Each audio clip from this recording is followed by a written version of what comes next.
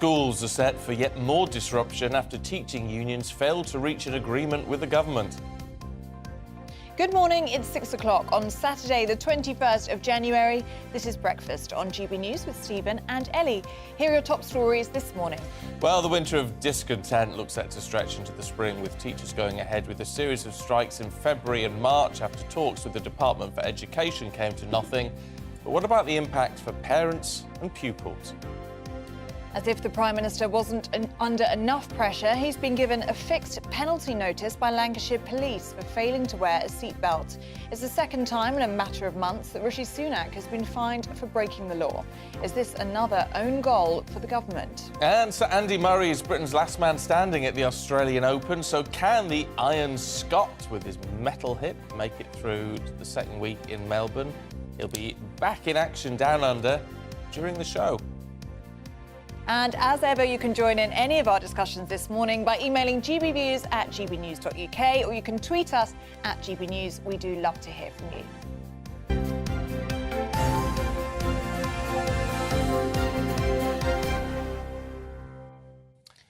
So our main news this morning, and teachers' unions have failed to find a resolution with the government over their ongoing industrial action. Yes, officials at the Department for Education spent 6 hours negotiating with union leaders, but failed to find a compromise over resources, salary increases and working conditions. So teachers will now go ahead with their walkout in England and Wales on the 1st of February. Further dates are going to be announced pretty soon, so we're told. Yes, joining us now to look at the latest developments is the former Special Advisor to Michael Gove, Charlie Rowley. Good morning to you, Charlie, and thank you so much for joining us so early. Morning. So no progress on these teachers' talks yesterday, 6 hours of negotiations.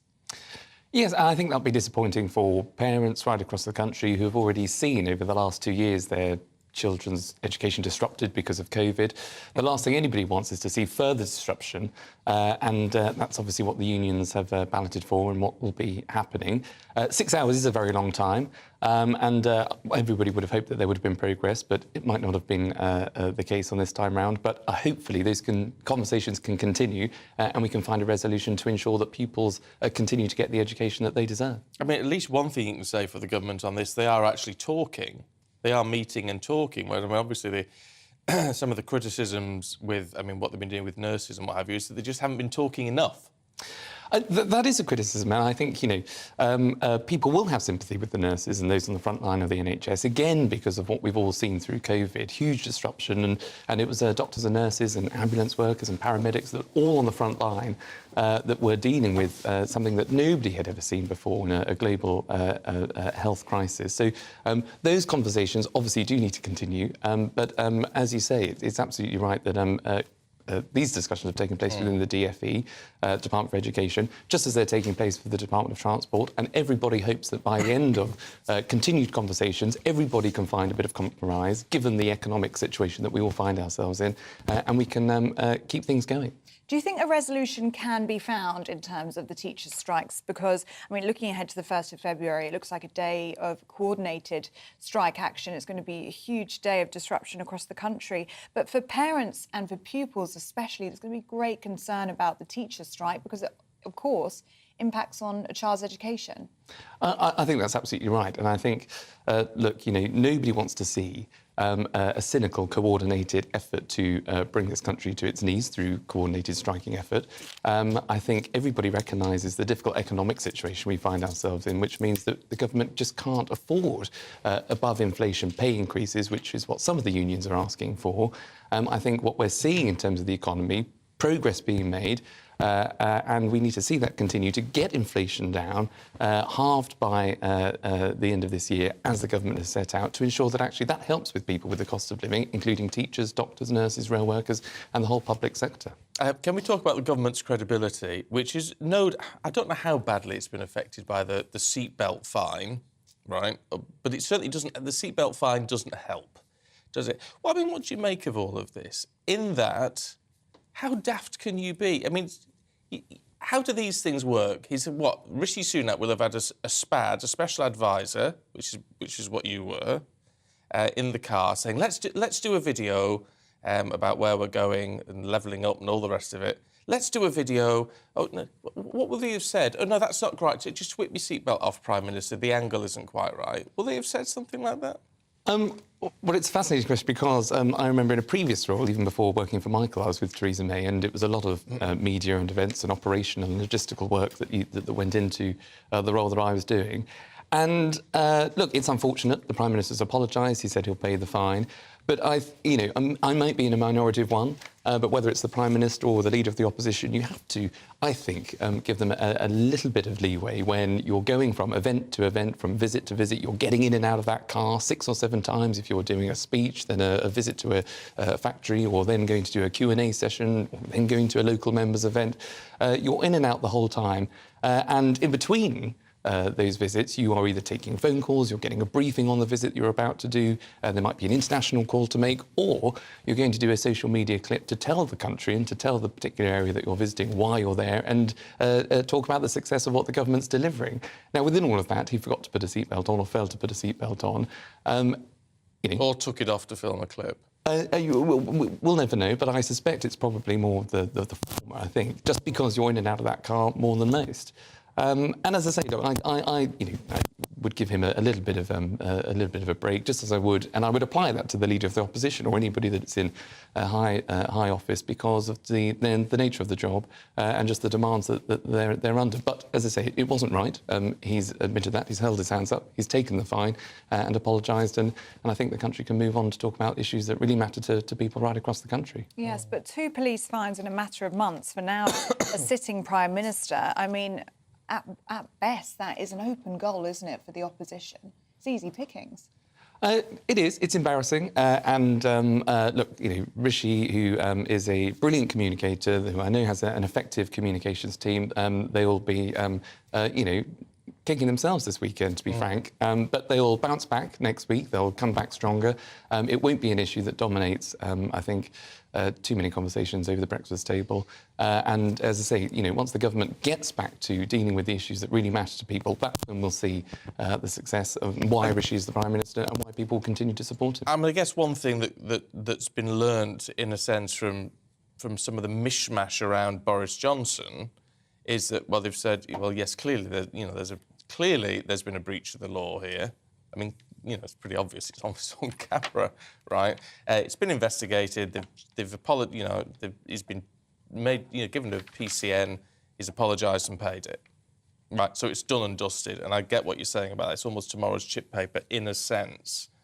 That doesn't apply to Nadeem Zahawi, does it? Because I mean, the issue is here, and the Labour Party calling for him to go and all the rest of it, because he's been accused of paying a penalty as part of an investigation into his taxes.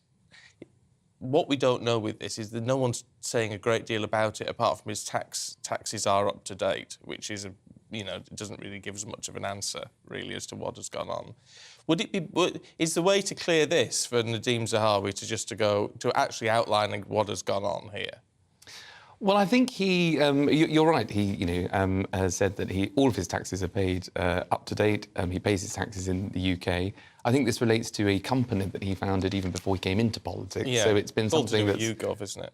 Exactly, and YouGov is a polling company, and I think the government would rather not have any more polling companies at the minute, the state that we're currently in. But that aside, I think this is a historic sort of business that was created long before he came into politics, and so I think there is a question over when you're in public office and in public life when things go a bit wrong. That yes, you might have questions to answer, but I think it seems to me that the matter's been settled. But wouldn't transparency be better?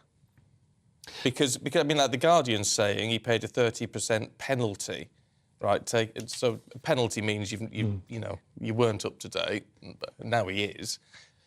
So wouldn't transparency be better on that? So at least we can go, right, this is what happened. We can judge him on that, rather than all this speculation that there is.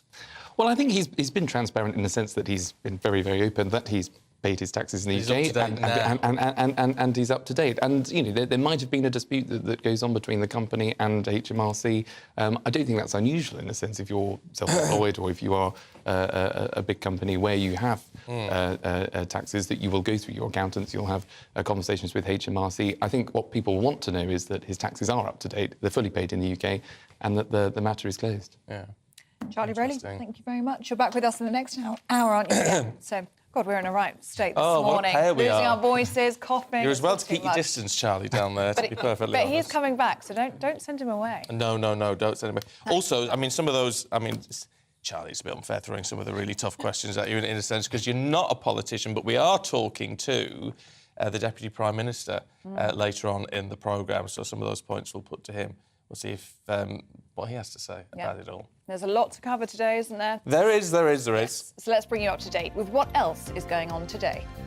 Well, Western allies have agreed to provide more weapons to Ukraine, but haven't made a decision on tanks.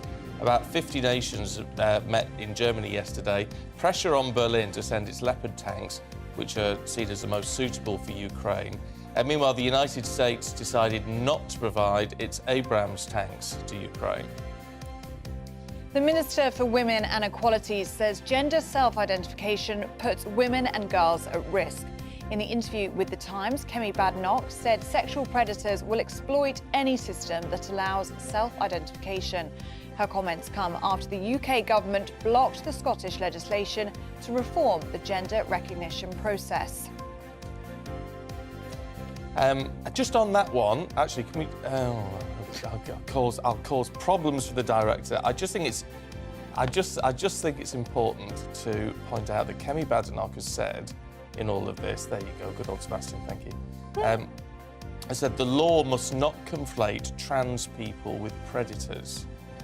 And I think that's a really, really important point. I think it's lost slightly in what we said, but that's a really important point in what she's saying, actually. So just worth highlighting that. Right, now let's talk about drivers, should we? In some parts of the UK are missing out on cheaper fuel prices because reductions are being restricted to certain regions. The AA found major differences in average fuel prices across the country. The cheapest in Northern England, Northern Ireland and Wales. Diesel 10p per litre cheaper in parts of Northern Ireland compared to the southeast of England. The former Health Secretary, Sajid Javid, says patients should be charged for their GP and A&E appointments to ease the NHS waiting lists. Speaking to The Times, Mr Javid said he would help the NHS ration its finance supply more effectively. Mr Javid also said the appreciation for the health service has become a religious fever and a barrier to reform. Labour is urging the government to toughen up on windfall tax on energy companies ahead of rising bills in April. During the Fabian Society conference, the Shadow Chancellor will warn about millions of households getting a 40% increase in bills, while energy companies are getting record profits.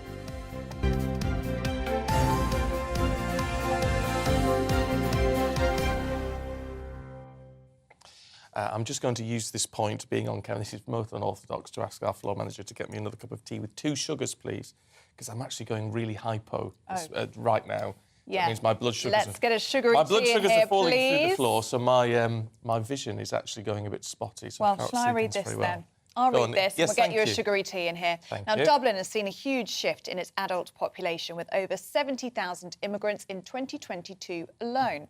Over the last 10 years, the country has gone from 3.5 million to just over 5 million, and protests in some areas are becoming a regular event. Our reporter, Dougie Beattie, has gone along to find out more. Well, this is an old Docklands community, population probably about 4,000. It's a working class, which was, many of the people would have worked in the docks, and of course that's largely gone, the docks, because the containerisation would have destroyed this company. But now we're surrounded by, there's a new hotel being built there just beside us. There's Google are just down the road, and it's an ordinary working class people with a very wide mix of people, and it's quite an elderly population as well. Malachy Steenson speaking for the community of East Wall in Dublin.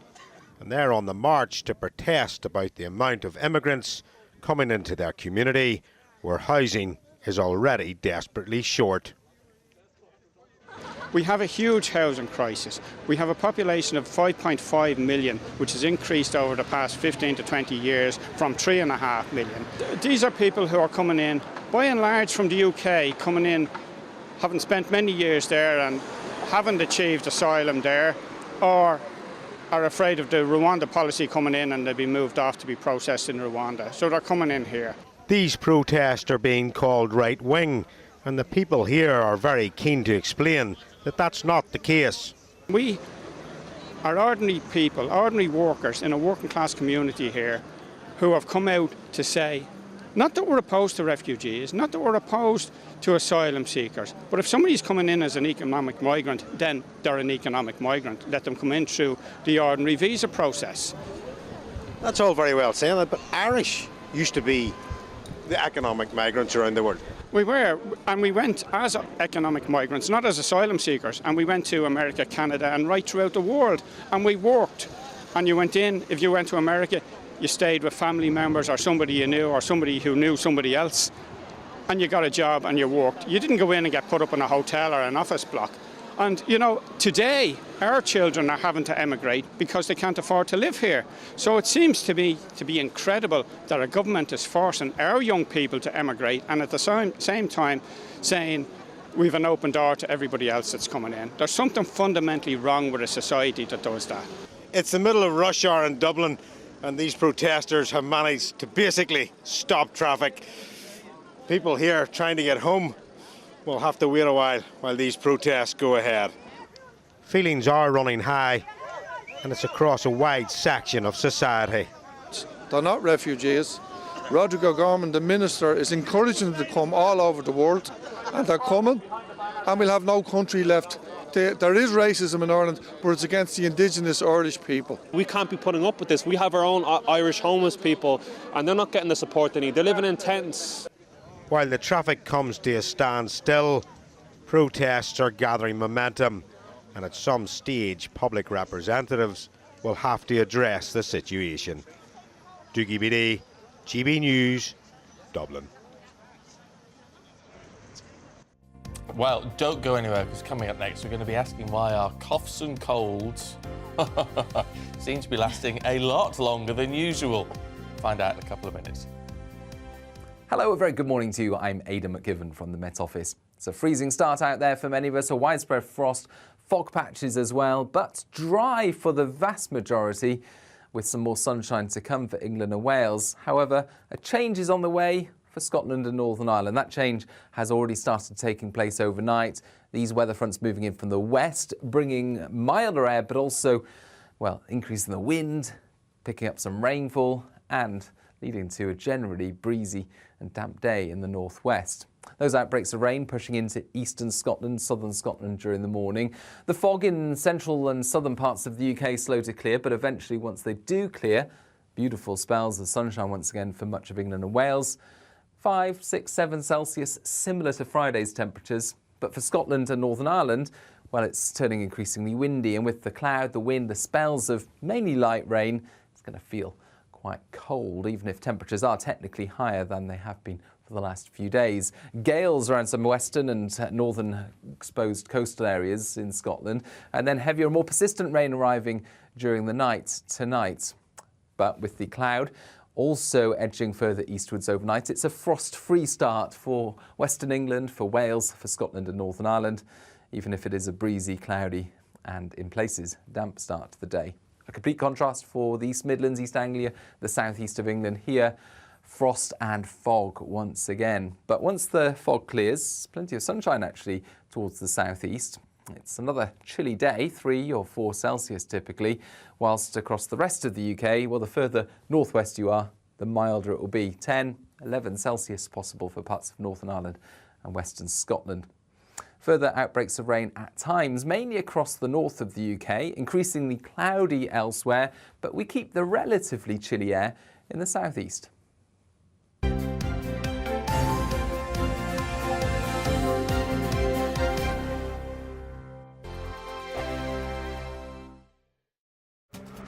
This year on GB News, we've got brand new members in the family. Join us. Across the entire United Kingdom, we cover the issues that matter to you. GB News will always stay honest, balanced and fair. We want to hear whatever is on your mind. And we don't talk down to you. The establishment had their chance. Now we're here to represent you. Britain's watching. Come join us on GB News, the People's Channel. Britain's news channel. Monday to Thursday, 9 p.m. till 11 p.m. Join me, Dan Wootton. I'll bring you the sharpest takes and hottest debates. Do you not believe in prison? I don't believe in prisons. I'm completely stunned. I guarantee you there'll be no spin, no bias, no censorship. I actually was personally quite offended by it. And no reason to go to bed. So I guess they've always been quite woke. That's Dan Wootton tonight on TV, radio and online. Monday to Thursday from 9 p.m. till 11 p.m. on GB News. The People's Channel, Britain's news channel. We are GB News, and we'd like to say thank you to each and every one of you for bringing us your conversations, for helping our great nation find its voice. We are here for you on radio, television, and online, across England, Scotland, Wales, and Northern Ireland. It's not the BBC, you actually get your facts right. We are proud to be GB News, the People's Channel, Britain's news channel. I'm Mark White. As GB News Home and Security Editor, I cover those key issues that are so important to you. Our authorities, our communities doing all they can to combat violent crime. With the public services under unbearable strain, why are we still failing to control our borders? Defence, the first priority of any government, has been continually hollowed out. Can we trust our politicians to protect the armed forces? Join me, Mark White, on GB News.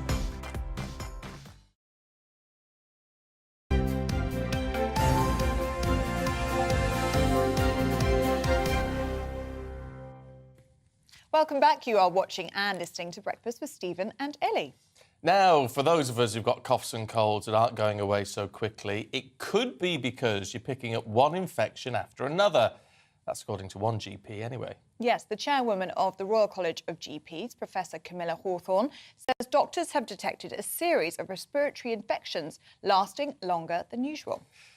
Yeah, it makes sense, actually. Yeah. This comes as weekly data from the UK Health Security Agency showed high rates of flu and other viruses. Well, Dr Mo Karki joins us now. Sure. Dr Mo, I hope you can help us because Stephen and I have both been in a very bad way with our coughs and colds. Stephen's still suffering a little bit. Tell us, why are they lingering so very long at the moment?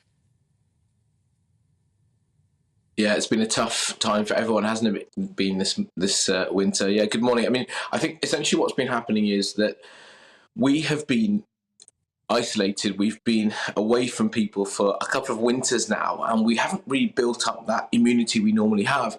And suddenly we're back. We're seeing people are mixing together, and I think we're all feeling it a bit. And that's why we keep picking up these different colds and coughs.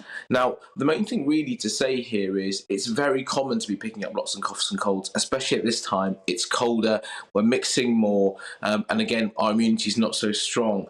The concerns are really whether or not you're getting symptoms that are making you more unwell, that would need you to see your GP, things like shortness of breath, chest pain, coughing up coloured mucus. If you're getting that sort of stuff, we'd want to see you. But if you're not, realistically, the best thing we're thinking about really is symptom control. So a pharmacist would be a great place to see what kind of things you can take which will help you to feel better. Yeah, I mean, this is the problem, because when people are feeling unwell for weeks at a time, eventually you think, I'm going to have to call the doctor, don't you? But as you say, it might be a waste of time. Well, I think there's a couple of ways we should be thinking about it. Let's go right to the beginning. If you're feeling that you obviously you're seeing the news, you're listening to this right now, you're thinking, I want to stay well. Prevention is the best cure. You know, washing your hands, making sure if you've got a little cold, you're getting rid of tissues and that sort of thing. If you're getting symptoms of feeling unwell, a pharmacy is a great place to pop in because we can help with treating those symptoms. It can be things like paracetamol, fluids, cough drops, whatever it may be. If you've got a cough that's persisting for more than 3 weeks, we as GPs, we want to know about it because it may be that we need to do a chest x-ray or some form of investigation just to rule out something more serious. Is there something to do with COVID and, as you say, being at home for the best part of 2 years, that our immune systems are down? Because lots of people are talking about this being the worst cold they've ever had as well. I mean, the symptoms seem to be more severe. Is that also a knock-on impact of the lockdowns? Yeah, definitely. I think this is sort of what we seem to be seeing. It seems to be that every single person, and I've been in that boat as well, is picking up the cold, and it's making us feel so tired. We're having aches. We're really unwell with it, and we're really finding it hard to shake that cold or cough. And then just when you think you're getting better, you pick up another one. All of this is signs and symptoms of someone or a populace that is sort of recovering their immune system, is trying to remember, hey, we got to fight other viruses other than COVID as well here. It's a little bit like when you see a child who starts at nursery and just seems to be getting ill all the time. Very common, and essentially we're all a bit like that. We're all a bit like children in a massive nursery at the moment, picking up sort of bugs all over this place. So at least, I mean, let's be positive in all of this, because I know it's rotten when you feel ill. However, all this means by next winter, we should be all right, shouldn't we? I mean, we might get a bit of a cough and a cold, but most of us will actually have a winter of feeling much better, won't we? Yeah, I hope so. I mean, look, next winter's a while away, so why don't we be positive? I think it's really important to say that all of this is helpful for us. Building our immune system is really helpful, and we're preventing ourselves from getting sick in the future. But of course, in the here and now, what are the things we can do? Well, the most important thing is, if you are suffering, rest, lots of fluids, things that we know. But things like paracetamol and symptom relief are really, really helpful, and actually letting your body have that time to recover. I think one of the things that's happening as well is that we're in January, we've got so many things we want to get done. It's a new year, we're out of all those lockdowns and all that stuff, we're starting our world again. I think if you are picking up a bug at the moment, take some time to rest, take some time to let your body recover, and in the long run, you'll build up that immunity and hopefully you'll stay fitter for longer. And Dr. Mo, what would your top tips be for us to avoid a winter cough or cold? As I've read somewhere that eating or taking vitamin C is the best way to avoid a winter cold. Is that a myth, or would that do us some good?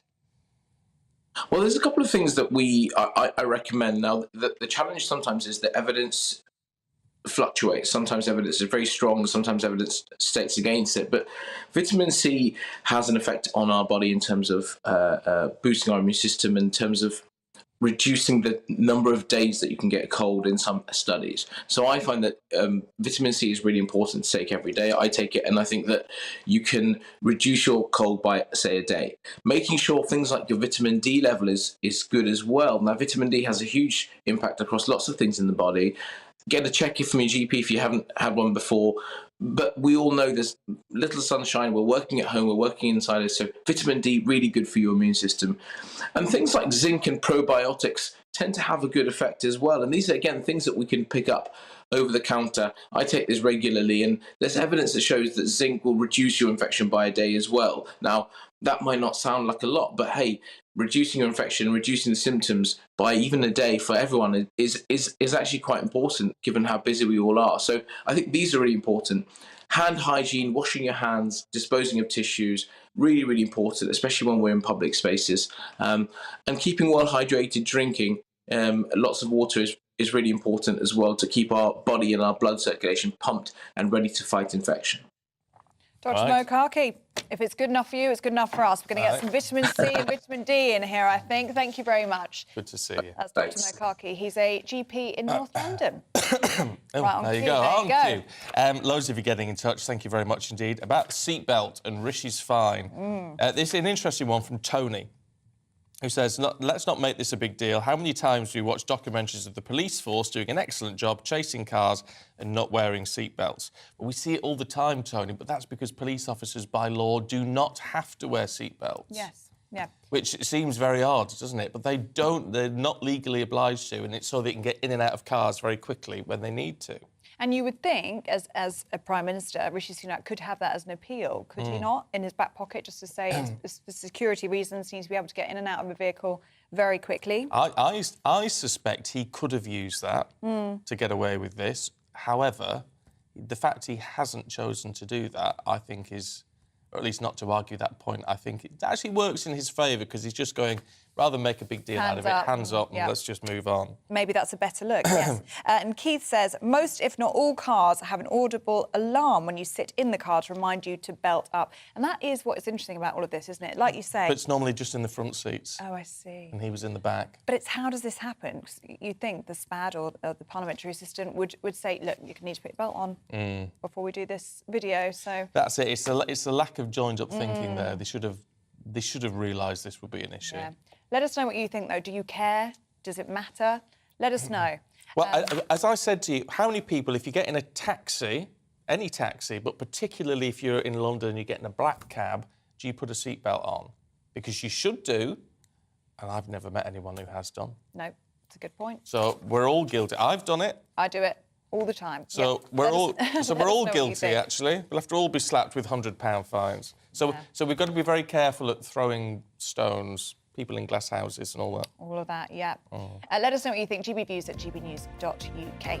Now stay with us because up next we're going to have all the biggest stories from today's papers with Claire Muldoon and Kevin Schofield.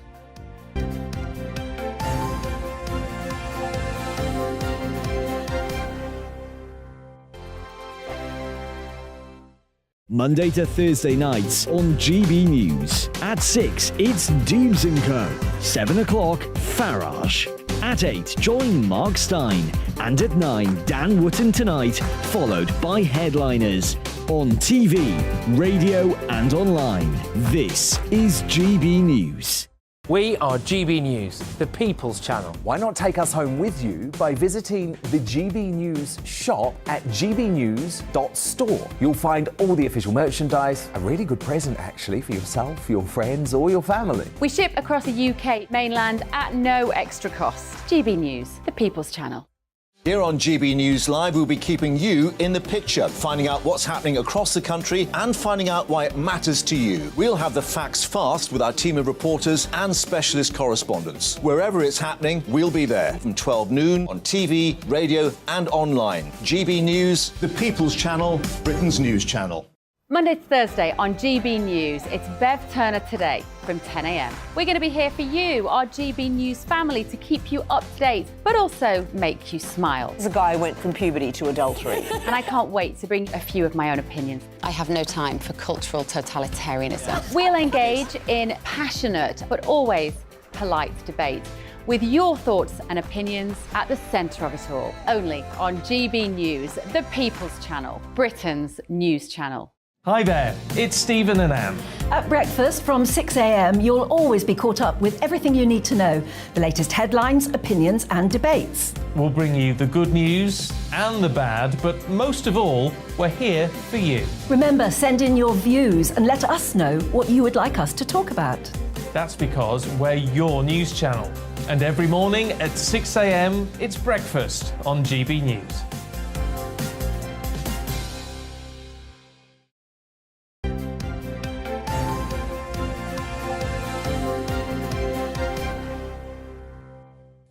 .33 morning to you, watching and listening to Breakfast with Stephen and Ellie. And let's take a look at today's front pages for you now. And Sajid Javid has declared that a pay-per-appointment A&E and GP system would be crucial in saving money for the NHS. That's on the cover of The Times.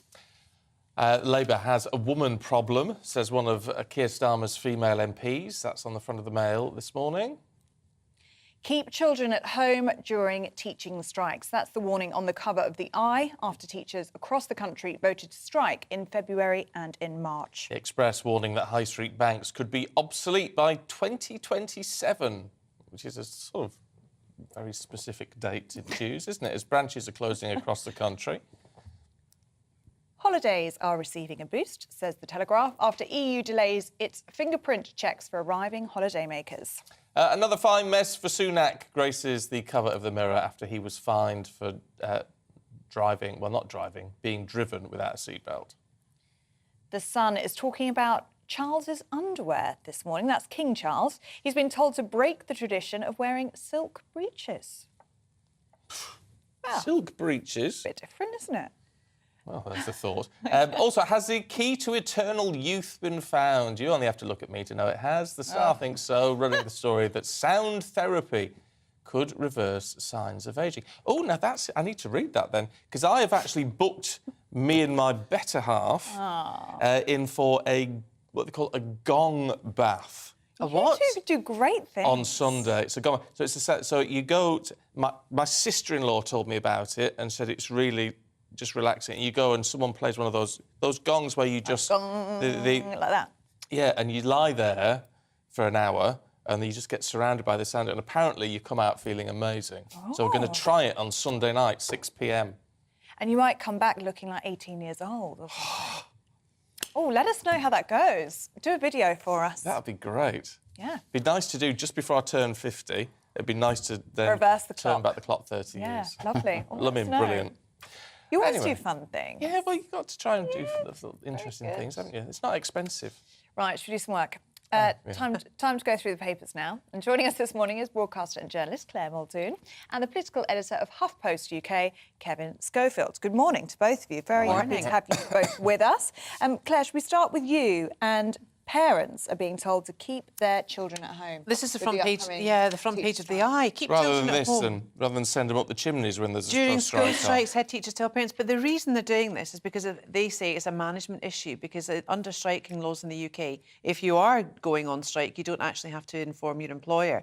I would have thought that being teachers, I think they would have and they will inform their head teacher so that they can manage. But the result from this article is the fact that head teachers are now saying, just don't bother coming in. Don't send your kids into school on the days of the strikes. We won't know if your teacher is there because of this excuse.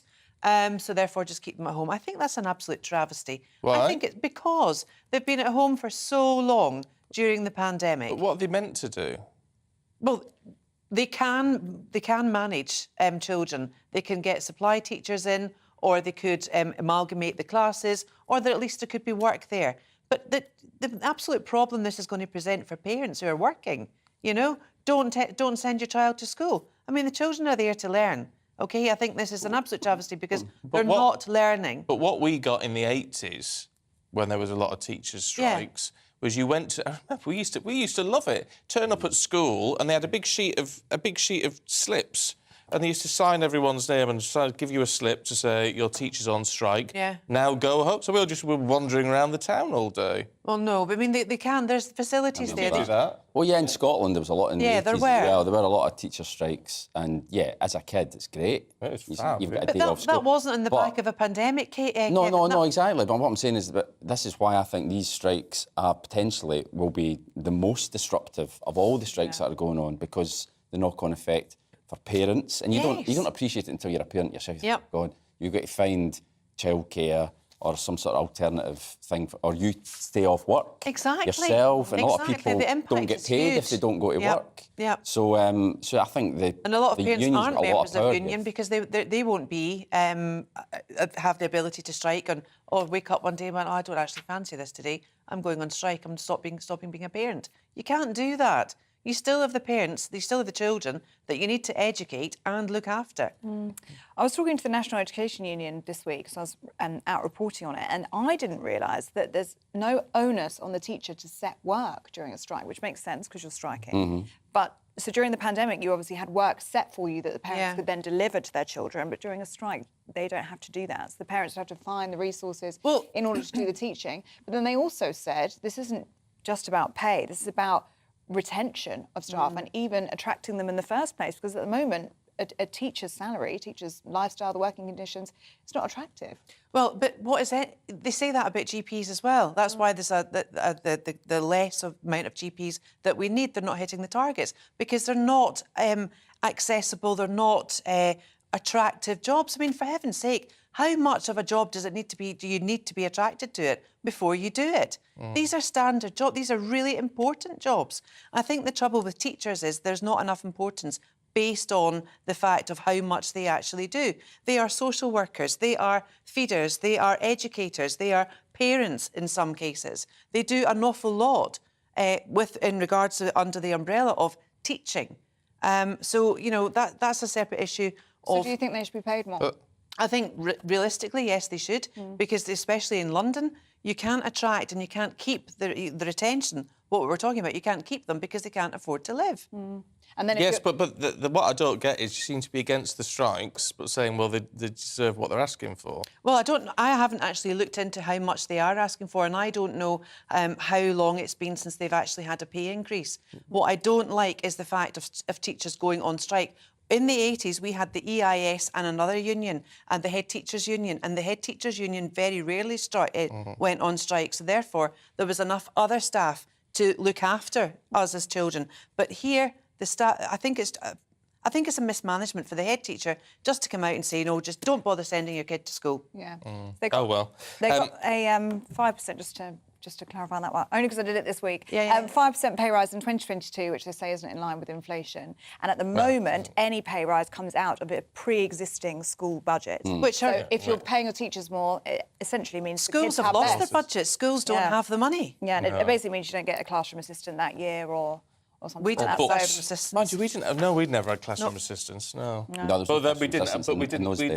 We had about one textbook per table or whatever. I mean, do you remember? But and you were grateful. We did all right. We did all right. Did you have shoes?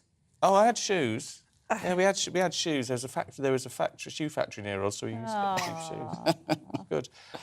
Kevin, Rosie Duffield, a Labour MP, has said Labour has a woman problem. Yeah, she's written an article for the Unheard website, which has got massive coverage today, unsurprisingly.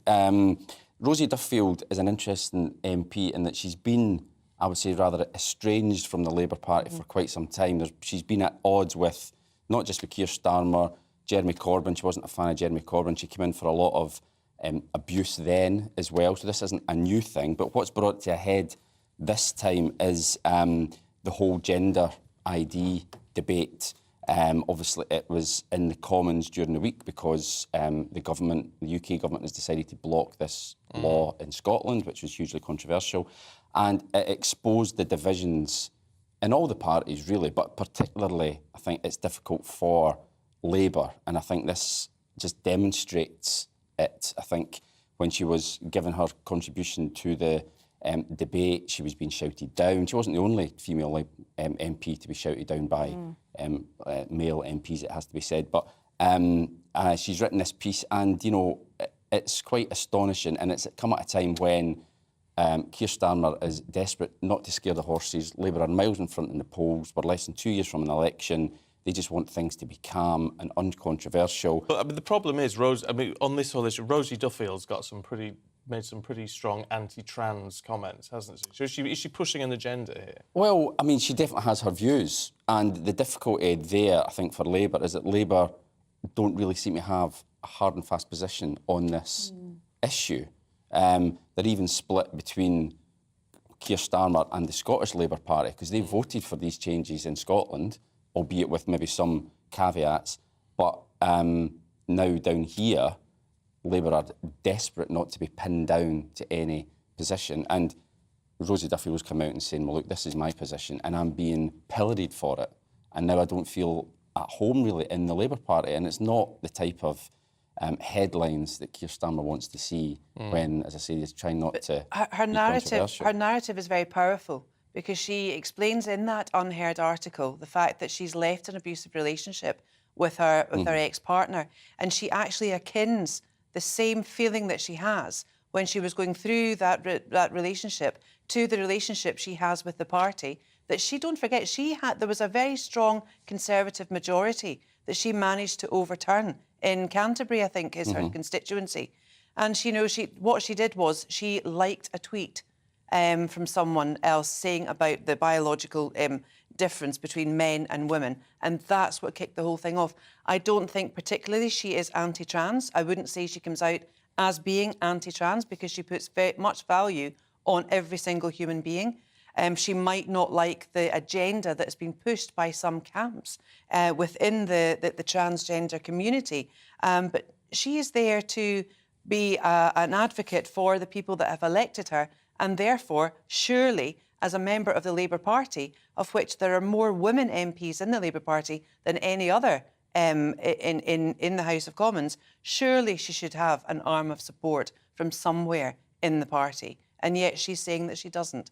To me, I'm not Labour, I'm not Conservative, I'm politically homeless. I've said it all along, but as a woman, I find that really, really quite disheartening. It's pretty toxic when she says, she couldn't, in all honesty, go out onto the doorsteps in the next election and tell women to vote for the Labour Party. That's going to set alarm bells ringing, I would say, in the Labour Party. Claire, let's have a look at Prime Minister Rishi Sunak and his fine for not wearing a seatbelt. This is in the Mirror. It's almost the Mirror's loving it, obviously. The Mirror is a very, very pro-Labour paper, but it's just as bad as eating cake, you would think. Another fine mess, Sunak punished for seatbelt blunder video. I missed what your viewers were saying about this, because you had quite a few GB views. It'd be interesting to hear what our viewers thought. Tony says it's not a very big deal. And Roger says, who cares? I'm more concerned about who filmed it. He says there's more important things to worry about. And Keith's questioning how it even happened, because you should get an alarm going off if you're not wearing a belt. Yeah, some cars do do that. But, some people don't even realise you have to wear a seatbelt in the back anymore. I mean, it's his responsibility. He's been fined for it. That's the law. End of. It's hugely embarrassing, and it also, he's now got more fixed penalty notices than Boris Johnson. But at least he's held his hands up to it. I mean, not that he's got much of a choice, really. Yeah. But it should just be tomorrow's chip paper, shouldn't it? Mm-hmm. Yeah, and in one sense, you're right. It's a relatively minor infraction. However, it is just embarrassing, and it's the type of headlines that the Prime Minister could well do without. And there will be advisors who were responsible for, one, getting it filmed, two, checking it, because these things are signed off by so many people before they go online, because the potential for disaster is huge. But for whoever didn't spot it is just, it's Mind you, unforgivable. I do think for we should, effectively, anyone who wants to be really critical of this on a political level, we should have cameras on every politician from every party as they get out of cabs at Westminster and see if they're wearing a seatbelt in the back of a black cab. Because most people don't. Well, that's I don't in the back of a black cab. No. I don't think you need to. You do, yes, it's the law. Really? Yes, it's the law. Really? Yeah. We found that out here this Gosh, morning. I didn't know that. Yes. I thought in the back of a black cab you didn't have to. No, and there is a sign in the back of black cab saying it is the law to wear a seatbelt. Well, I think isn't there a suggestion that he had it on and unclipped it to do... Well, maybe. You know what I mean? But he's still... In your mind, you're thinking, I should probably I don't not actually care. unclip I it really while I'm in the car. I really don't But care. I just think there's a danger here for a lot of hypocrisy from people. And I bet there's loads of people on the Labour benches and other benches who've been in black cabs and not worn a seatbelt. So everyone's culpable. But the one group will be laughing their heads off, not just Labour, is Johnson supporters, because, they don't like Rishi Sunak anyway, and they think, I think he likes to come across as a sort of school prefect, and now look at him. He's been fined again by the police twice inside a year, so they'll be laughing their heads off. We've got time for one more, have we? Oh, yes. What do you want to do, Kevin? I'll give you a choice here. Banks or King Charles's stockings? How can you put it like that? How can you possibly not talk about King Charles's stockings? You have to do the stocking one. I don't know anything about it. So obviously his coronation is in May, and he's been advised, and it looks like he's taken this advice, that he should not dress as the son of Mocked Him Up, Why not? Like Hamilton, because in his silk breeches and stockings. Because it's just not obviously very 21st century. It's old-fashioned, and he wants to be a modern king. But there's nothing. So he's going to be military uniform. Yeah, the coronation. No. Well, but I think the whole thing is going to be very sort of downsized, certainly from when his mother was coronated. Is that a word? Crowned. That's probably a better word. Past 17 years ago. You must have been striking that day. You must have been striking that day. But she was crowned. It was obviously all the bells and whistles and lots of gold and what have you and finery, whereas he wants it to be a bit more stripped down. Cost of living crisis as well. It just doesn't look great. Well, he stripped the guest list down as well. I doubt if Well, no, but that was refuted a couple of weeks ago. Yeah. This whole business about it being pared down a couple of weeks ago was being refuted. Right. I can't remember who by now, but we had David Starkey on. He was talking about it. Yeah. So it was meant to be going back to the whole shebang. Oh wow! Right. Well, I mean, I just don't think that's a good look, is it? In the I don't know. Does it? Don't ask Stephen. He clearly loves it. I do love it. Silk stockings and breeches, just had them. I just sort of think it's tradition. What's wrong? We should embrace tradition, shouldn't we? Well, yeah, but according to this, it says the monarch has opted to wear military uniform instead. Oh. So apparently he has decided that he's not going to dress like that. Like to that. be honest with you, I can't blame him. He's going to be a little bit more, still formal, but not Explain over it, the Kevin. top What, like that. looking like what? What have this Oh, yeah, Not on the- locked him up yeah, you better with hold this? it up. Let me hold yeah. it up then to camera 6. There you go. I don't know if you can zoom in on that or not. But it's... yes, it's. I mean, it's all sort of ermine and silk stockings. And there you go. See, I quite like that look. I like that. And I think we do pomp and pageantry very well in this country. I don't think it's a bad thing to see it on display. I mean, I think looks like Charles doesn't agree. The lovely thing about tradition is it links the past, the present, and the future. Yes. And you know, I'm very much a traditionalist as well, and I really, really like it. Do you want to see him in stockings then, or are you happy with the military uniform? Not personally. No.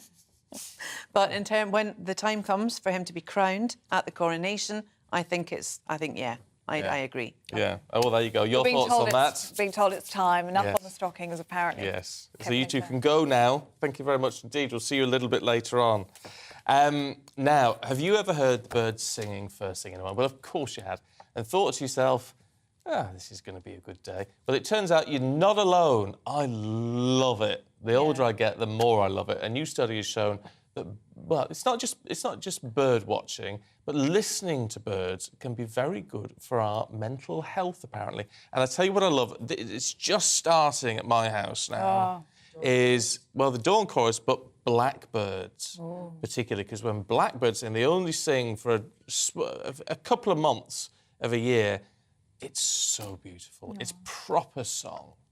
I've got the worst birds outside my house, and they make a horrible squawking noise. So I can't relate, but I can imagine that in your lovely country abode, it's beautiful. It is lovely. It is lovely. Magpies do a lot of squawking, but it's still nice. Anyway, so is it really good for your mental health, as it's being suggested? Let's talk to zoologist Sasha Norris, who joins us now. Sasha, really good to see you this morning. Why is it that bird song is so good for us?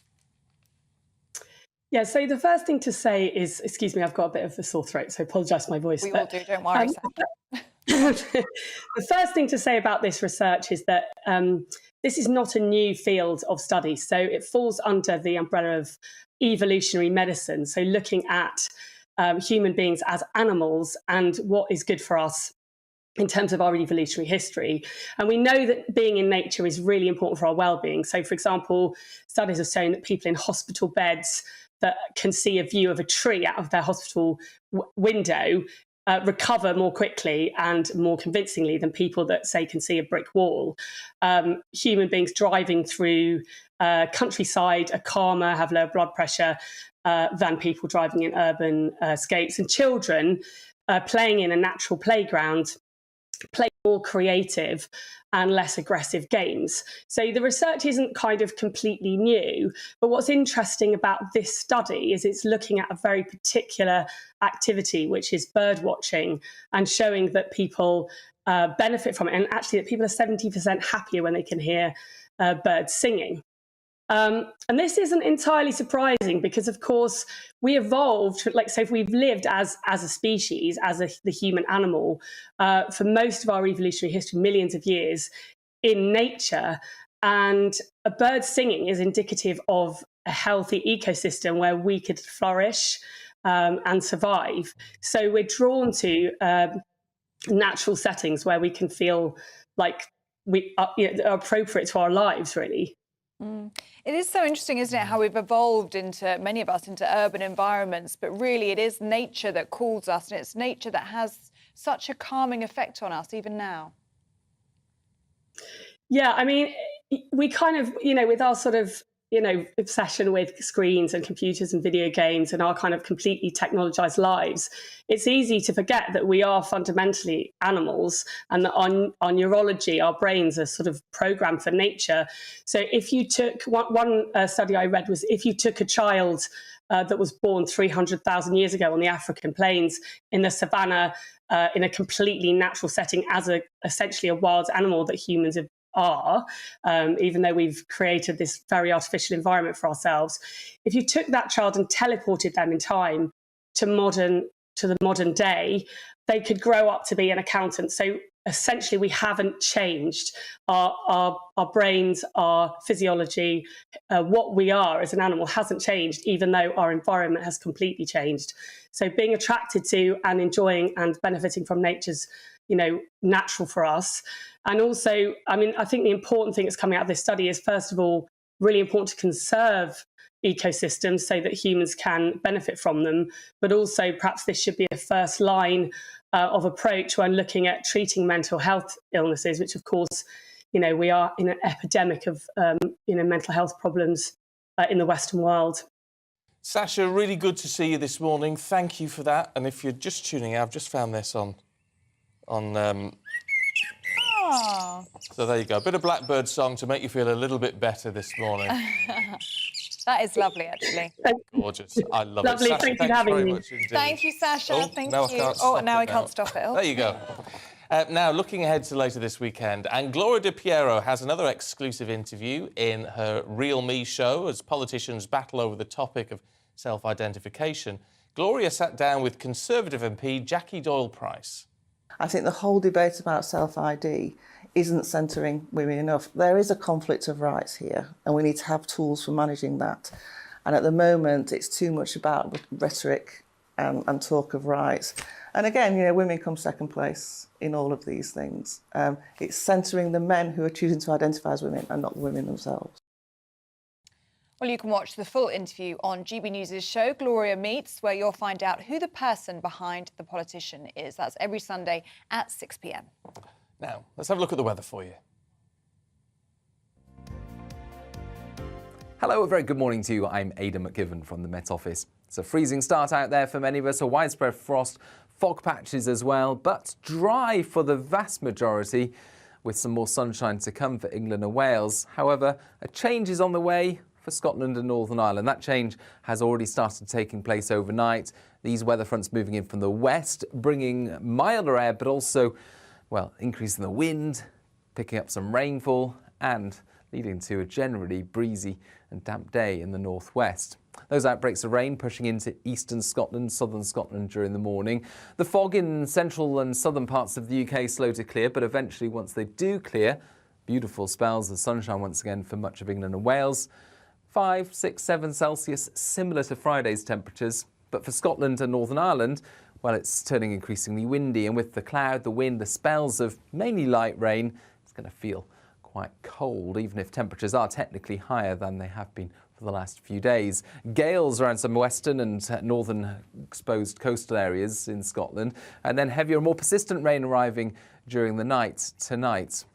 But with the cloud also edging further eastwards overnight, it's a frost-free start for Western England, for Wales, for Scotland and Northern Ireland, even if it is a breezy, cloudy and, in places, damp start to the day.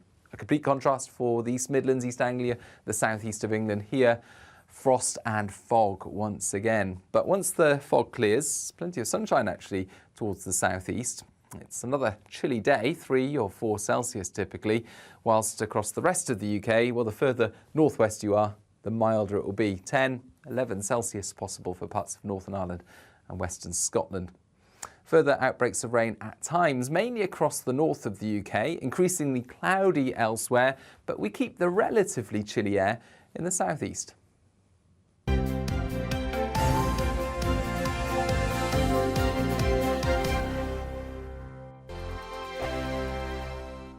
Every morning from 6 o'clock, we'll wake you up with GB News Breakfast with all the stories you didn't know from the night before. So whether it's serious news, entertainment, or your own views from all over our great nation, we're here to kick off your day with a smile. The national media should be reflecting and reporting what's happening here. You will notice the northwestern accents. Whether you're with us on TV, radio, or online, every morning, it's breakfast from 6 a.m. Hope you can join us.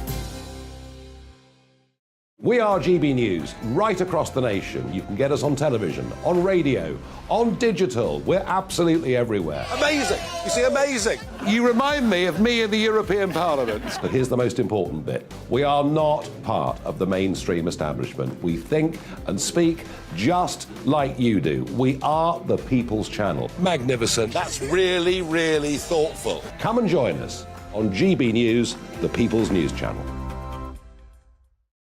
My name's Tom Harwood and join me 9:30 a.m. every weekday for The Briefing, your one-stop shop for everything you need to know about what's going on in politics today. I wonder if this is a deal that might need to be like the biscuits in this factory, twice baked. Is there not an opportunity here to win out against the extremes? Tom Harwood, GB News. What are you going to do about it? Things should have been done differently, and they certainly are being done differently. Don't miss it. The Briefing with me, Tom Harwood, 9:30 Monday to Friday on GB News. Join me, Nana Akue, Saturday and Sunday afternoons on GB News. Expect fiery debate and passionate discussion as me and my panel tackle some of the biggest topics hitting the headlines. It's a place for everyone's opinion.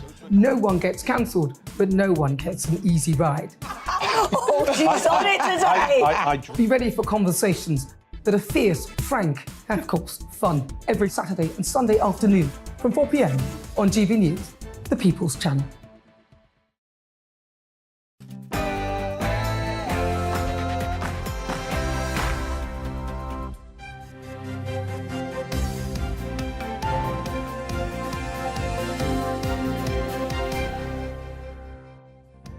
Schools are set for more disruption after teaching unions failed to reach an agreement with the government. Good morning to you. It's 7 o'clock on Saturday, the 21st of January. This is Breakfast on GB News with Stephen and Ellie. Now, the winter of discontent looks set to stretch into the spring, with teachers going ahead with a series of strikes in February and March after talks with the Department for Education came to nothing. But what about the impact for parents and pupils? As if the PM wasn't under enough pressure, he's now been given a fixed penalty notice by Lancashire Police for not wearing a seatbelt.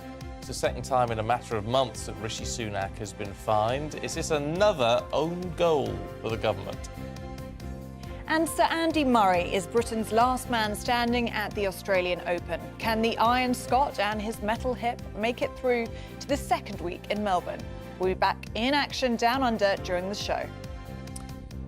Loads of you getting in touch. Thank you very much indeed. If you want to join in the conversation, gbviews at gbnews.uk.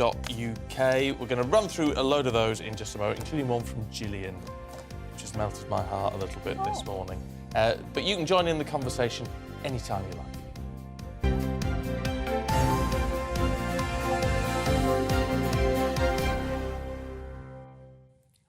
To our top story this morning, and teachers' unions have failed to find a resolution with the government over their ongoing industrial action. Officials at the Department for Education spent 6 hours negotiating with union leaders, but they haven't found a compromise over resources, salary increases or working conditions. Teachers will now go ahead with their walkout in England and Wales on February the 1st, with other dates to be announced soon. Well, let's talk to former Special Advisor to Michael Gove, Charlie Rowley, who's here. Michael Gove was Shadow Education Secretary, wasn't he, at one stage? I seem to recall interviewing him many years ago when they were in opposition. Look, in all of this, I mean, it's hugely depressing, but at least meetings have been taking place. But, I mean, 6 hours of negotiations and nothing? Do you think it leaves the door open for other talks? You're right, I think. First point, I think Michael was the Shadow Education Secretary, and he went on to become the Education Secretary, and I think that's when a lot of the reforms that we're seeing now came into place. But I think, look, on this particular issue, you're absolutely right. The talks need to continue. It's good that there has been that time that has been put in, that 6 hour of conversations of taking place. It will be disappointing for lots of people across the country, parents and pupils that won't get the education that they absolutely deserve, particularly on the back of 2 years of disruption through COVID. So it is disappointing, but let's hope that those conversations can continue to take place and we can see a resolution as quickly as possible. How optimistic are you feeling for a resolution? Because we were just talking there in newspaper reviews and commenting that this could be one of the most disruptive strikes in terms of the number of schools affected and then indeed their pupils and their parents as well. Yeah, I think, look, it will be disruptive. And I think to put it into context, what the government will obviously be saying is that they can't chase over and above inflation pay rises. That's something that the country simply can't afford at a difficult economic time that we find ourselves in, particularly when the economy is starting to see those green shoots of recovery and inflation coming down. And I think it's important to put into context that, look, the government has already committed a £2 billion extra in the autumn statement for the Department for Education, as well as including extra support for the Department for Health and the NHS. A starting salary for a new teacher is £30,000. The average salary for a teacher across the country is £39,500, so nearly £40,000 a year. That is not something that I think is insignificant. I think that needs to be remembered when we're talking about the context of this particular industry and striking. But that's interesting, though, isn't it? Because I thought, yes, they're calling for more money and people are taking real-term pay cuts because of inflation. We all are, as far as that goes. But this strikes me as being something similar to what nurses have been saying, which is it's not just about the money. It's about the investment and resources, and schools that are really struggling. Their school budgets are absolutely stretched to breaking point at the moment, as we know a lot of hospital budgets are, and they just don't feel like they're getting the support they need, which is why there's a retention problem. You're absolutely right. That's exactly what teachers are saying, and that's why the government responded, I think, in the autumn statement by providing an extra £2 billion for the Department for Education in order to plug the gaps where there are right across the country, and that money will be available. And so it is. It adds to the disappointment why, at a time when the government has committed to increasing the funding for the Department for Education, that these strikes are continuing to take place. So let's hope that those conversations can continue with the Education Secretary and we don't see any further disruption, because ultimately it impacts on parents, it impacts on kids, and something, as I say, after the last 2 years of the pandemic, we don't want to see children's education affected any more than what it needs to be. Let's talk about Rishi Sunak, shall we? He's on the front page of the Mirror this morning, being given a fixed penalty notice by Lancashire Police. That's his second in a year. The Lib Dems saying he's reckless for not wearing a seatbelt. What do you make of all of this? Do you think it's right that he was fined, that he accepted it and that he's apologised? Yes, I mean, the Prime Minister himself has accepted it and has apologised. It's unfortunate. It's an unforced error that obviously the Prime Minister wanting to communicate through social media, telling people about what he's doing, and in particular about levelling up in Morecambe, in the northwest, a community in an area that for so long has been left behind under the last Labour government. So investment going into a particular area, something to shout about it, I think is a really, really good thing. It is unfortunate that, as I say, in the busy day that he had, he did a clip in the back of a car where he wasn't wearing a seatbelt, but I don't think it'll cause division amongst families over the breakfast table or over in the pub. No, people will move on. I think people may well move on from this, because I did notice Guido Fawkes, the sort of political websitey thing, has released a clip this morning of Keir Starmer when he was Chair of Public Prosecutions, being interviewed in the back of a car with no seatbelt on. Now, it's obviously, he won't be prosecuted over that because it's from a number of years ago. We don't know exactly when and all the rest of it. But, it certainly puts Labour on a difficult... They can't go in for the kill on this one, can they, when their own leader's been filmed doing exactly the same thing? I think that's absolutely right. And there are a number of pictures of former Prime Ministers. I think Tony Blair, there's a picture of him doing something similar. Ed Miliband on a coach, not wearing a seatbelt. And I think that's why I think when I said earlier that, I think I'm very happy to apply the same standard as I would to the Prime Minister, as I would the Leader of the Opposition, because I think people must recognise that, in their day, what they're doing in an hour or 2 hours is probably more than what most of us do within a day or a week. So, the number of visits that they go on, the amount of time that they're going from bus to planes to trains to cars, in and out all of the time, the number of visits, the number of locations they need to be in. Yes, I think we just need to accept that their days are jam-packed and they'll be doing lots of other things. And this is something that people will forget about and move on and start to talk about the things that really matter to people across the country. Talking of all things money, though, it's a £100 fine for Rishi Sunak, perhaps a considerably bigger fine for Nadeem Zahawi when it comes to his tax affairs, or the tax affairs related to YouGov, which he founded. I mean, the reports in The Guardian that suggestions he's paid a significant sort of fine to sort all the taxes out and taxes which may not have been paid and all the rest of it. There's no clarity on this, and part of the problem is no clarity increases pressure. Do you think we should just be told exactly what's going on and then attempt then to put it behind us or not? Well, I think Nadine has been clear that he pays his taxes fully. He's paid his full tax, and it's paid in the UK. That's all we know. And I think, look, it's a company that he founded before coming into politics. It's something that has existed and been managed without his involvement. Although, as a founder, he has taken a share, is my understanding. Now, there's obviously been a conversation between HMRC and a question over what taxes have been owed. But that question has been resolved. He's paid his full share of tax, and he pays it in the UK. And I think, as with Rishi Sunak and the fine from the police, people will move on and start to talk about... Do you think people... Because the problem with this is, when it comes to tax, nobody likes paying taxes, right? Whether it's individuals or companies. The problem is it's money at a time when the country hasn't got any. And so it doesn't smell right. I mean, this is whether he's done... I'm not suggesting he's done anything wrong or anything else, but if it doesn't smell right, it's a bit like Mrs.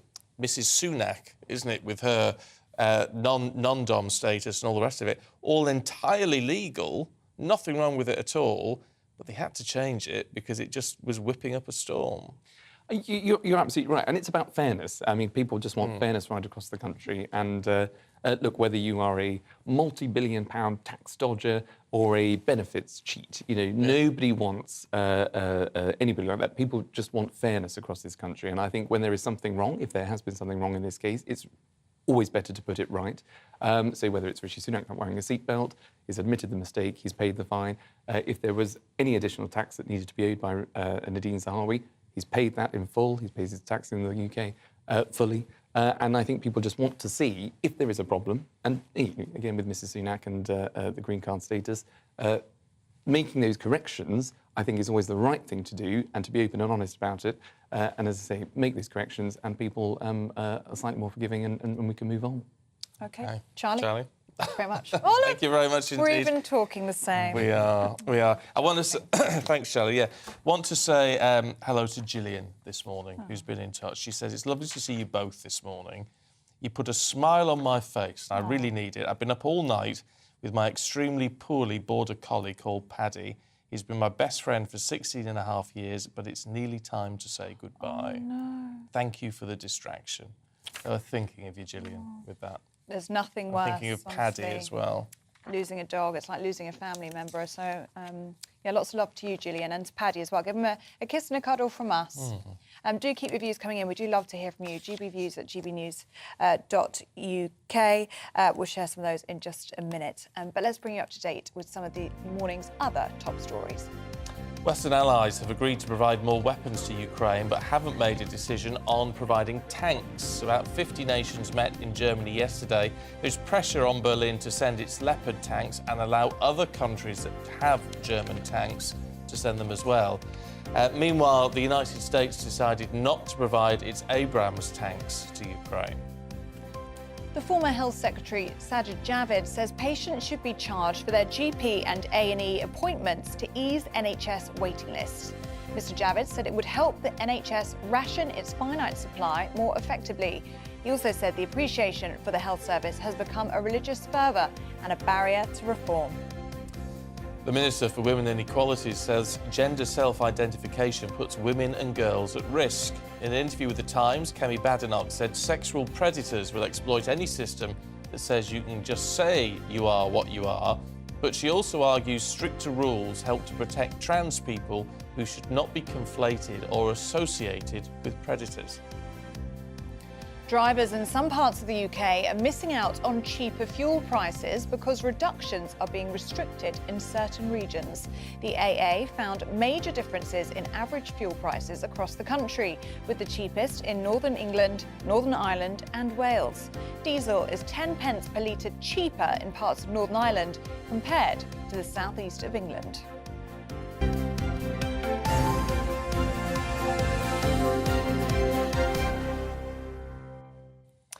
Now, Dublin has seen a huge shift in its adult population with more than 70,000 migrants in 2022 alone. Well, over the last 10 years, the country has gone from 3.5 million to just over 5 million, and protests in some areas are becoming a regular event. Our reporter, Dougie Beattie, has gone along to find out more. Well, this is an old Docklands community, population probably about 4,000.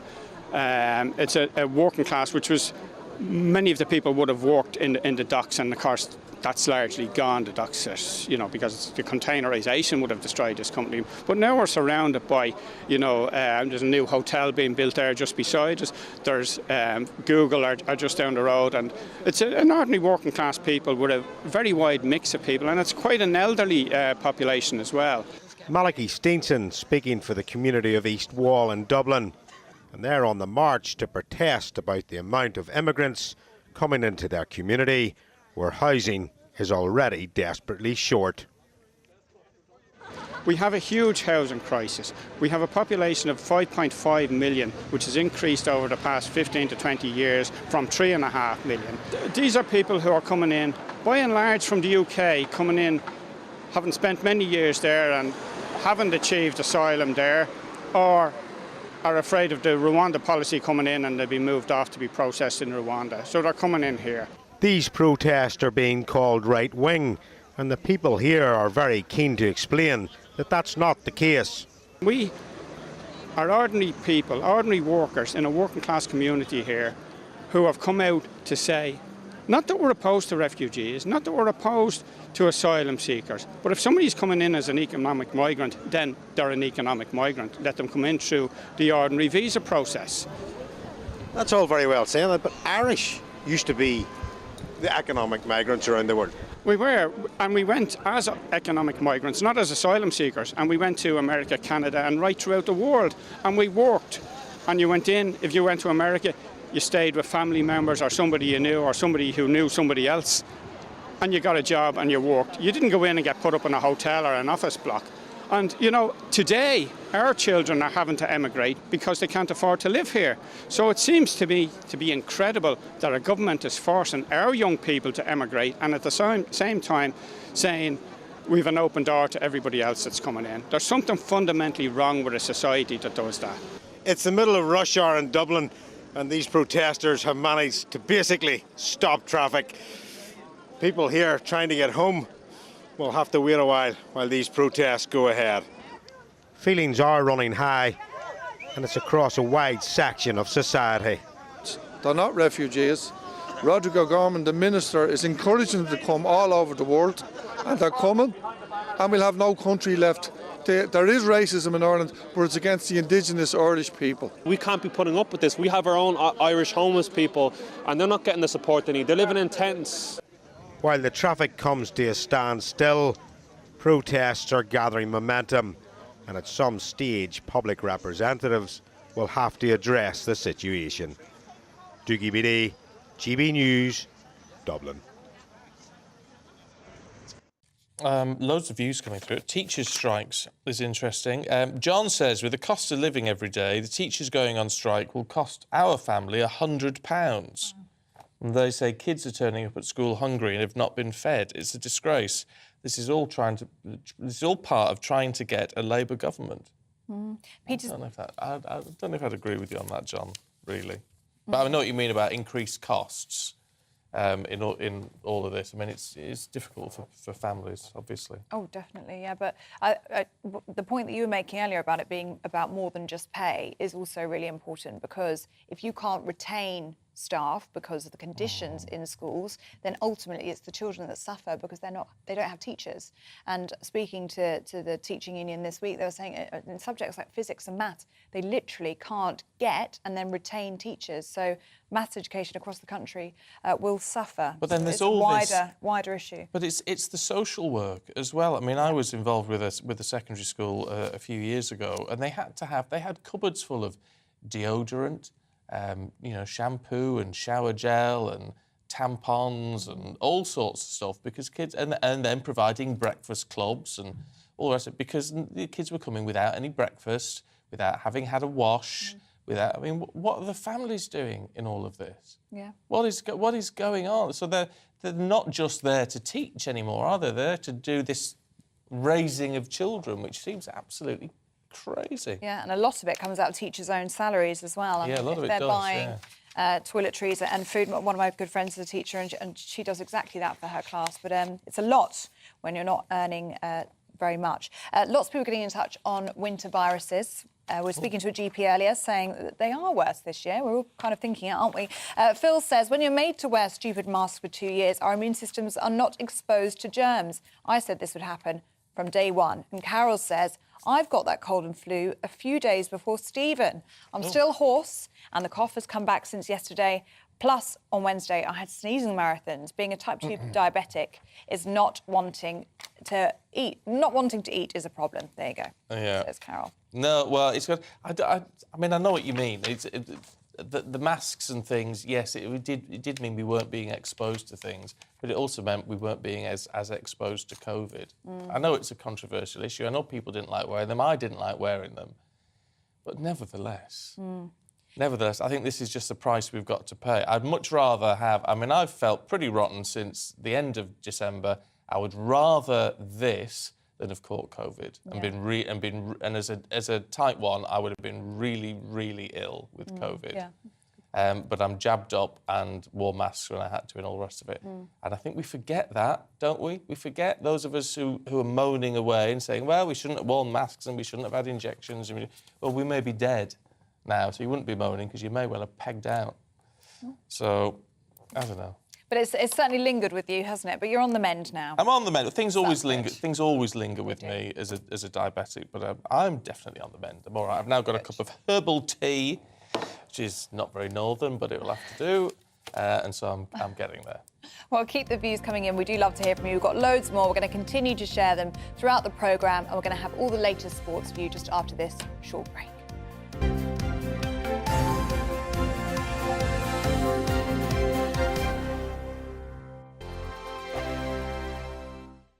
Monday to Thursday nights on GB News. At 6, it's Dubes & Co.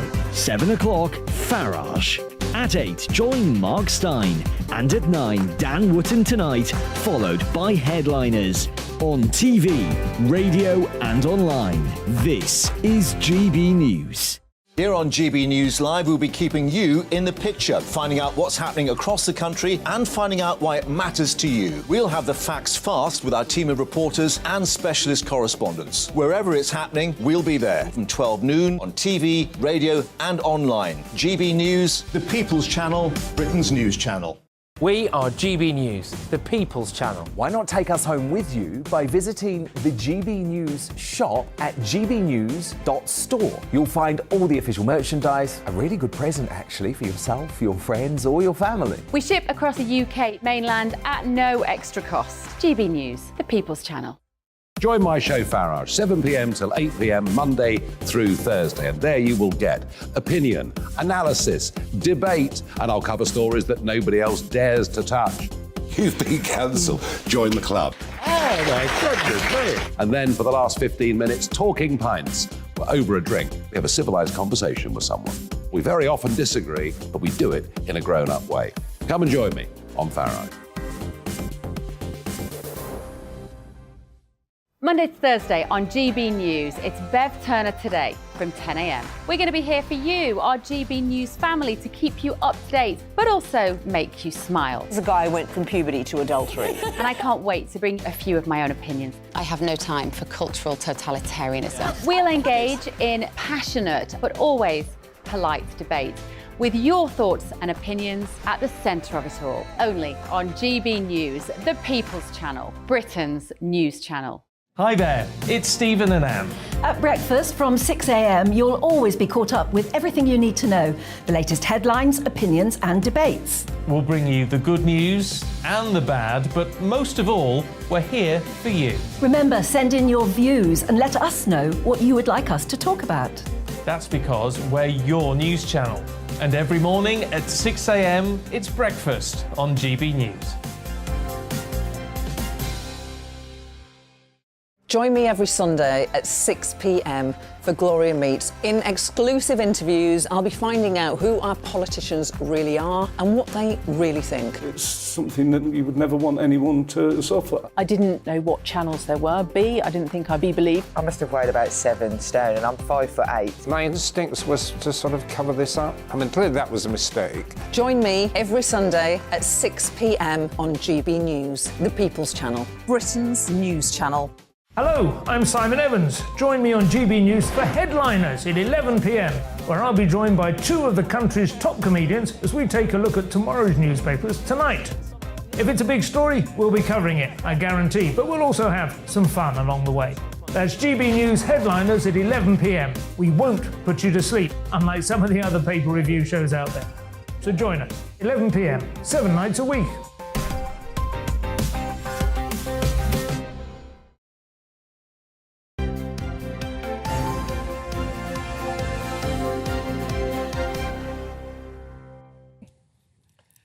Oh dear. Right. Welcome back. You're Thank you. watching and listening to Breakfast with Stephen and Ellie. Do that again with enthusiasm. Welcome back. You're watching and listening to Breakfast with Stephen and Ellie. That's Do you like that? That's better. Let's have a chat through all the sport for this morning with Aidan McGee. Morning. Morning to you. How are you? Hello. Yeah, all right. All right. How let's are talk. you? Let's talk football, should we? Yeah, absolutely. I mean, Liverpool v Chelsea, 2 mid-table sides. Have you ever heard that said about Liverpool and Chelsea going into a game? No. You know the game in Spain, Real Madrid against Barcelona, is known as El Clasico. Well, to pardon the vernacular, this has been dubbed El Crapio because both teams are playing so terribly. Chelsea are trying to do something about it. They're trying to sign players. They've spent £400 million since last summer, £181 million in this window. That's astonishing money. Now, their owner is behaving like somebody who just bought a football club. They're going to fall foul of FFP, financial fair play rules, not for now, but possibly in future seasons if they don't rein it in a little bit. And they're signing players on 7.5-year contracts. Now, goodness me, I've never... 7.5 year? Yeah, I mean, they're young players, but the thing is, if you tie a manager to a 5 or 10-year contract, that's loaded with clauses. So, in effect, it's not really... There's a break clause every 12 months, so no manager really signs anything beyond a 12-month deal. But with players, it's different. You can't terminate their deal because they just... If they're not performing. You can, but it's going to cost you money because... And you'll be silly to run down their value anyway because they have value in the marketplace. And so several players now they've signed this window, including Benoit Badiashile and another one which is incoming as well, Noni Madueke from PSV Eindhoven, £30 million, 21 goals in 77 games. But again, a 7.5-year contract. What if they get injured after 6 months? What if they don't? What if they realise they're just not up to it? So it's a very risky thing. It looks like somebody who has a little bit of naivety when it comes to football. Of course, if you're an agent of a footballer, you can ask for as long a contract as possible. Because especially when you earn it, and there'll probably be clauses in between that say that you'll get pay rises after each season or add-ons based on success. But it really doesn't look. I can't recall a football club being run along these lines in recent times. Even going back to the Abramovich era, there's people who thought the big spending days would be over as soon as the Russian influence left Chelsea. Well, they're completely wrong because the American influence has come in and they're spending money like it's going out of fashion. Yeah. In terms of what we've got to us, we've got Liverpool and Chelsea. Yeah, that's right. Yeah, and then what's happening at 3 o'clock? 3 o'clock. Well, to be honest with you, the 3 of the games don't look particularly interesting, but the one that catches my eye, West Ham against Everton. Now, this is really peculiar because the loser of that game will probably get sacked today. So the West Ham's manager, David Moyes, former Everton manager, obviously playing his former team today. Everton, managed by Frank Lampard, who was a hero at West Ham as a player back in the day, doesn't have a great relationship with their fans latterly. However, this is the peculiar thing. If West Ham were to lose, we could see a situation where West Ham sack David Moyes and David Moyes becomes manager of Everton in the week, goes back to Everton. So I don't know if that's a limp draw or something like that. Maybe you could see both managers being sacked. I mean, at home to Everton, West Ham, there'd be pressure on them to win. But it's a relegation match at the moment. Both teams have got no form whatsoever. But you could see a situation where David Moyes goes back to Everton, especially if West Ham win today or even get a draw, which isn't... They're never out of a job for long, these people, They're not. It's like a merry-go-round. That's the thing. That's why, I mean, it's a horrible cliche. It's been called that for 30-odd years, the managerial merry-go-round. But the same names surface every time. So we could see a bit more of that today. And the transfers as well. I mean, Arsenal have done what they didn't used to do when they were really successful. I always criticise them for being successful, but not signing players when they're on top. So they're on top of the league at the moment. They've signed Leandro Trossard from Brighton, a Belgian international, 25 goals in 116 games plus 13 assists, £21 million. I mean, those numbers, Ellie are representative of a player who should be worth 50 or 60 million pounds. But what he's done is run his contract down into his last year. He stormed off the training pitch the other week, had a row with the coach. He got himself out of Brighton, effectively, and he's gone to Arsenal. But for £21 million plus add-ons, we don't really know what the add-ons are. Sometimes hell has to freeze over. Sometimes you just have to play 10 games. But for £21 million, that's an absolute bargain. And it hopefully will, for Arsenal, will solidify their position at the top of the table. £21 million a bargain. I was just thinking that. Heard it here first. Wow. It is, honestly. For those numbers, that is cheap. You have to consider you get £110 million for finishing bottom of the league now. Wow. So £21 million on a player. It is cheap then. Everything's it's all relative, isn't it? Everything's relative. Exactly. This caught my eye. Manchester United interested in Harry Kane. Yeah, that's right. I mean, I think this makes sense, actually, because he's in the last 18 months of his contract. Now, he couldn't get out of Tottenham 18 months ago because in the summer of 2021 he had too long left on his contract. When the player has lots of time left on his contract, the club tends to hold the cards. As in the situation with Trossard on a grander scale, Harry Kane is drifting towards the end of his contract. I don't really believe that he's going to stay beyond the expiry of his contract. And also, if he goes into the last year, it's Tottenham's last chance to get any value for him. Rather than him walking away for a free in 18 months' time, it's better if they can get maybe 80, 90 million pounds for him in the summer. United looks a good fit. They've signed Wout Weghorst at the moment between now and the end of the season. He's just a stopgap. They need somebody. Why do they want to keep him? Who, Tottenham? Well, they would want to keep him, but does he want to stay? Well, does he want to stay? I don't think he does. He wanted to go to Manchester City 18 months ago. If he'll be 30 by then, I would have thought maybe even 31. You know, the days when players used to peak at 28, 27 are gone now. They do go on a little bit later than that. And it's Harry Kane. You know, he regularly scores goals. He's had an excellent season this year in a struggling Tottenham side. Could he be the missing piece in Man United's jigsaw to take them back to the top of the Premier League? Who knows? But I think I expect him to go, and I think Tottenham won't miss a chance to make some money out of him. And so next summer, not this window, but next summer represents their last real chance to get any money for him, not as in serious money. Oh, well, we shall see. We shall see. Yeah, it'll be a big loss for them, won't We've got Andy Murray's on later on. Don't forget, from 8 o'clock. And there's some good boxing tonight as well, but we'll discuss that later. Lovely stuff. Aidan, thank you. Don't go anywhere, because we've got all the papers heading your way in about 3.5 minutes.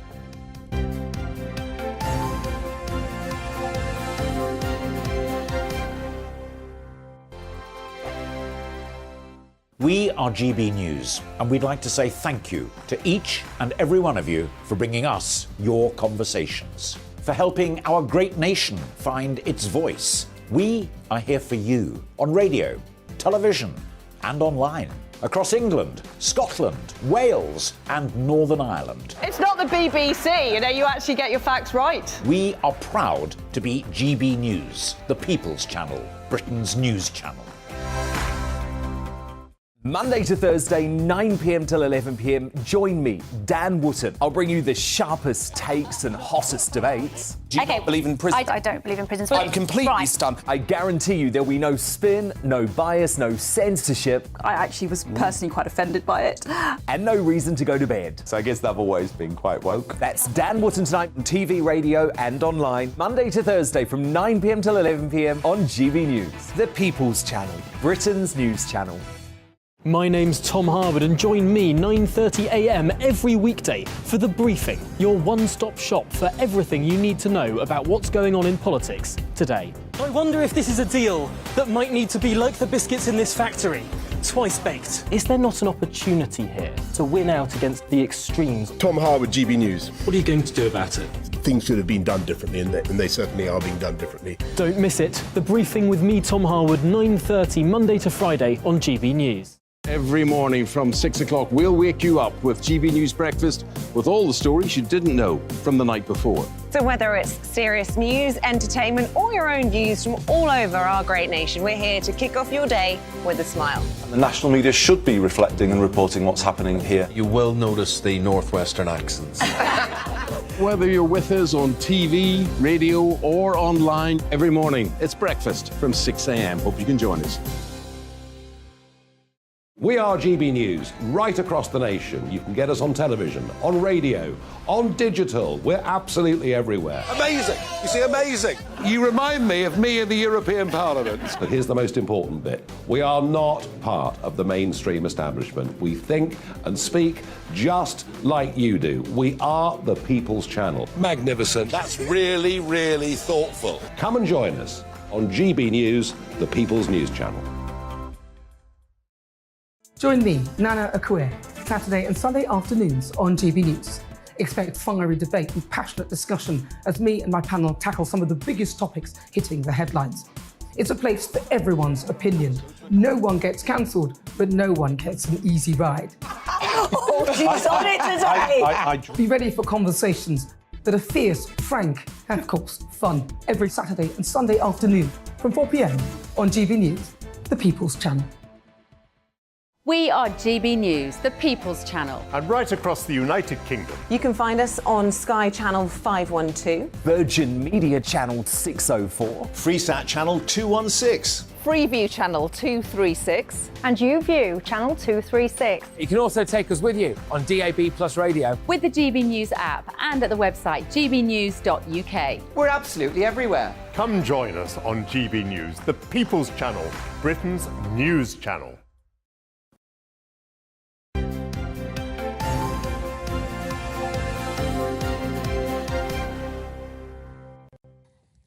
Welcome back. You are watching and listening to Breakfast with Stephen and Ellie. Time for the papers this morning. Sajid Javid has declared that pay per appointment A&E and GP systems would be crucial in saving the NHS. That's in an interview he's given to The Times.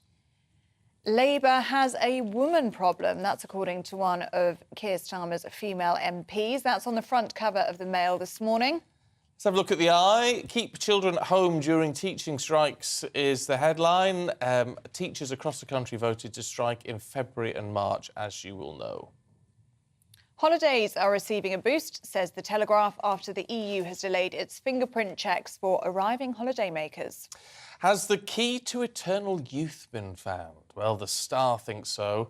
Apparently, sound therapy could reverse signs of ageing. Dong. You're going to be doing a bit of that, aren't you? I'm doing that on Sunday night. I can't wait to see that. Well, it's time to go through the papers now. And joining us this morning is broadcaster and journalist Claire Muldoon and political editor of HuffPost UK, Kevin Schofield. And thank you for coming back for us, the two of you. Kevin, let's start with you, shall we? And this is the extinction of banks on the high street by 2027, according to the Express. The Daily Express love a good campaign, a crusade, as they call them, and they've launched a new one today on saving high street banks. So it comes on the back of yesterday. Lloyds announced that they're closing another 40 branches, which is a lot, obviously. And yeah, there's been a huge decline in the number of bank branches over the last, not actually that long, maybe the last decade, because people are just now doing much more online banking. But they're also shutting ATMs as well because people just don't use cash as much. Yeah. They just do bank transfers or just, your debit card or whatever, which I can understand the economic argument for it if people aren't using the branches in the same numbers that they used to. But I just think for communities, this is the point the Express is making, especially rural communities, that's like one of the few hubs, exactly, community hubs that they've got. And also, if you're an older person and you're not necessarily online, you still use cash. You don't transfer money online. You don't have an app. But we're shifting into that position where that generation is going. Well, it's completely manufactured, isn't it? And are we really surprised? This is the way that it's going. The fact that they're trying to move banks out of communities, I think it's a really wrong thing to do. When's the last time you went into a bank? Last week, actually, and I'll tell you why, because my uncle gave my kids cheques, and they're all over the place. So I have their bank details. I went into my branch of the Nationwide and paid in individual cheques. And I remember saying to the teller, this is why you can't close branches. But except that people aren't going to be writing cheques. The number of... This is what I'm saying, so it's manufactured. Well, yeah, but it's like... It's evolution, isn't it? No, I think evolution at the cost of society, at the cost of a hub, at the cost of a community, at the cost of the high street. So we need to keep banks open just so people have a place to gather, do we? No, so people can have a place to bank and have social interaction. I mean, I don't really like this move to a cashless society either, because it's often people that are living in poverty or older people that can't cope with that because they need the cash. They need to be able to do it. Admittedly, some older bit, and there'll be some older people watching now say, I use cash, I need my bank and all the rest of it. And I would agree with that position. You can't close them tomorrow. And we're still not a cashless society in the sense that people like window cleaners or house cleaners or people to take I cash. pay my window cleaner with transferring money on the app. Yeah, but that's maybe a minority of society, but there's definitely a case for keeping cash in the community, cash in society, and I'm not a fan of all these closures for the banks either. Well, experts reckon that in-person banking will be gone completely by 2027. That's 5 sad, years. That's really. not. Well, That is 4 years sad. now, actually. So it's not long, is it? Well, call me old school, but I think if I've got a problem with banks or with money, I just like to talk to someone in person. Yeah. I just really don't like ringing up and trying to deal with anything. I'm even like in supermarkets. I'd much rather go up to a till and chat with someone than I would use the self-checkout. I'm with you. That's just the way. But I do find with banks now, I mean, they are open now, but the hours are just so difficult to get anything done. I had a cheque a few weeks ago, and I must have gone to this bank 3 times to try and deposit this cheque. Yeah. They shut at 3 now. Yeah. I mean, by the time I'm up and dressed and down to the high street, Incredible. it's gone 3 p.m. You can use a cheque. You can do it on your app. You can do it on your app. Can you? You can pay in a cheque on your app. The nationwide you can't. Because Oh. it's still RBS does. And I'm allowed to say that. Yeah. And it's amazing. Is it easy to do? Yeah. So you scan it on your take phone. a picture and Off it It's goes. the way we're going, clearly. No. And that, which is why they're shutting. Because you can do that is why they're shutting. What's going to happen to all the labour then that are employed by the banks? If you want to get a mortgage, remember the days you went into, if you were lucky enough to be able to even apply for a mortgage, you sat down with your mortgage advisor in the bank and they went through things. Now it's so, computer says no. For something like that, a There's big no thing like way that, I of think I'd like to see somebody face to face to talk. Yeah. to them rather Yeah, than but do then it that's online. probably there's still going to be, mortgage advisors and all the rest of it. Well, if they're closing the banks, where are they going to have that up? Because they're talking about post offices are running banking hubs now where several branches are using one post office, different days of the week. It's just very sad, I think. Yeah, but we've got to move on. Society has to evolve. I get doesn't it? that. And, But at what expense, though? Well, if you're happy to pay £20 a month banking charge or whatever because you want to keep a branch open, which is what it's going to turn into, then that'll be what it is. I don't want to pay it. Well, do let us know what you think. I think that's going to get lots of you talking at home. GBviews at gbnews.uk. Should we be keeping banks open? Or should we be evolving? Should we be moving with the times? Should we be doing it all on our phones and tablets and computers now? Let us know what you think. Does evolving mean we've got to start paying to see the GP, Claire? Which is what Sajid Javid is saying. This is why I'm really pleased you brought about a good segue in. If you're not happy to pay for your bank, are you happy to see your GP? That's what Sajid Javid wants to do. He's got a double-page spread here in the Times, and it's leading in the front page of the Times today too. He says we need to agree a new NHS future or 1948 dream dies. The 1948 dream, of course, was Nye Bevan, who set up the NHS in that year with the help of Barbara Castle as well latterly. The NHS, as we know, has become a highly politicised, over-emotive football politically. No one wants to take hold of it. No one wants to manufacture change in it. And as someone said on Twitter this morning, this is just is it a stealth move to privatise the NHS or remove the NHS funding, which, as we all know, we all pay for through our national insurance contributions. The only good thing about this is the fact that Sanjeev Javid is hopefully going to have a cross-party party put in place for this. So it is a cross-party decision.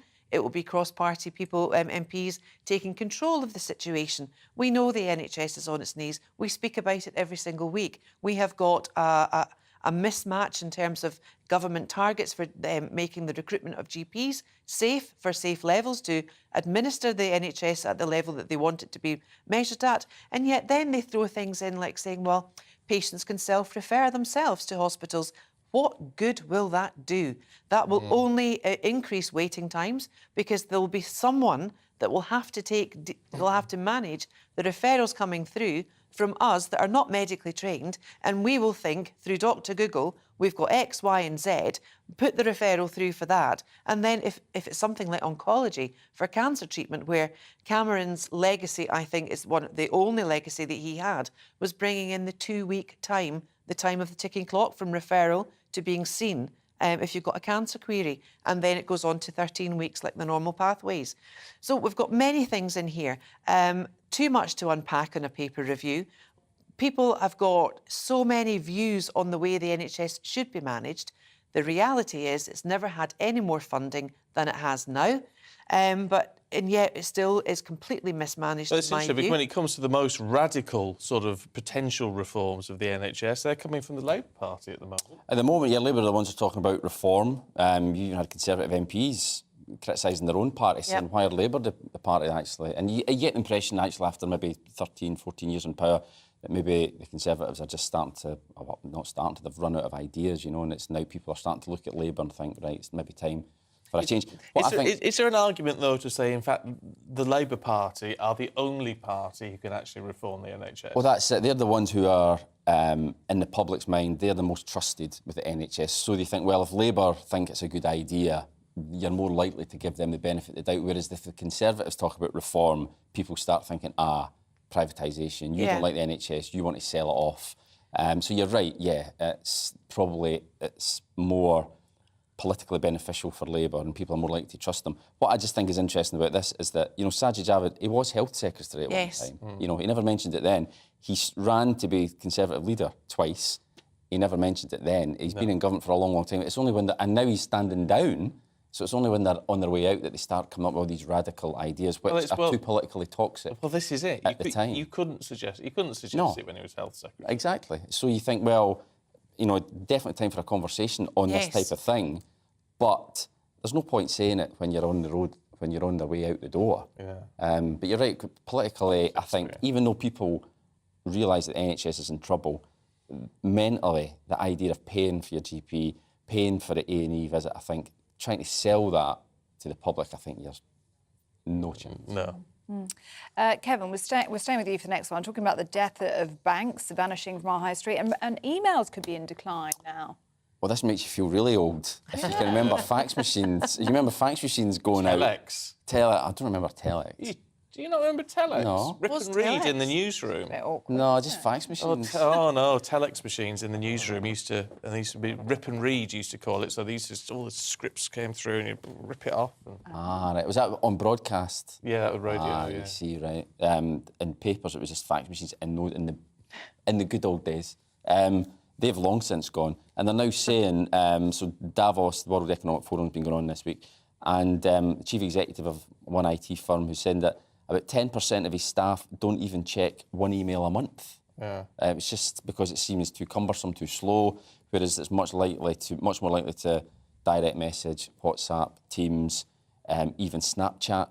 If they want something done quickly, you don't send an email. So now emails, like bank branches, are going the way of the dodo. You know, you won't like that, Claire.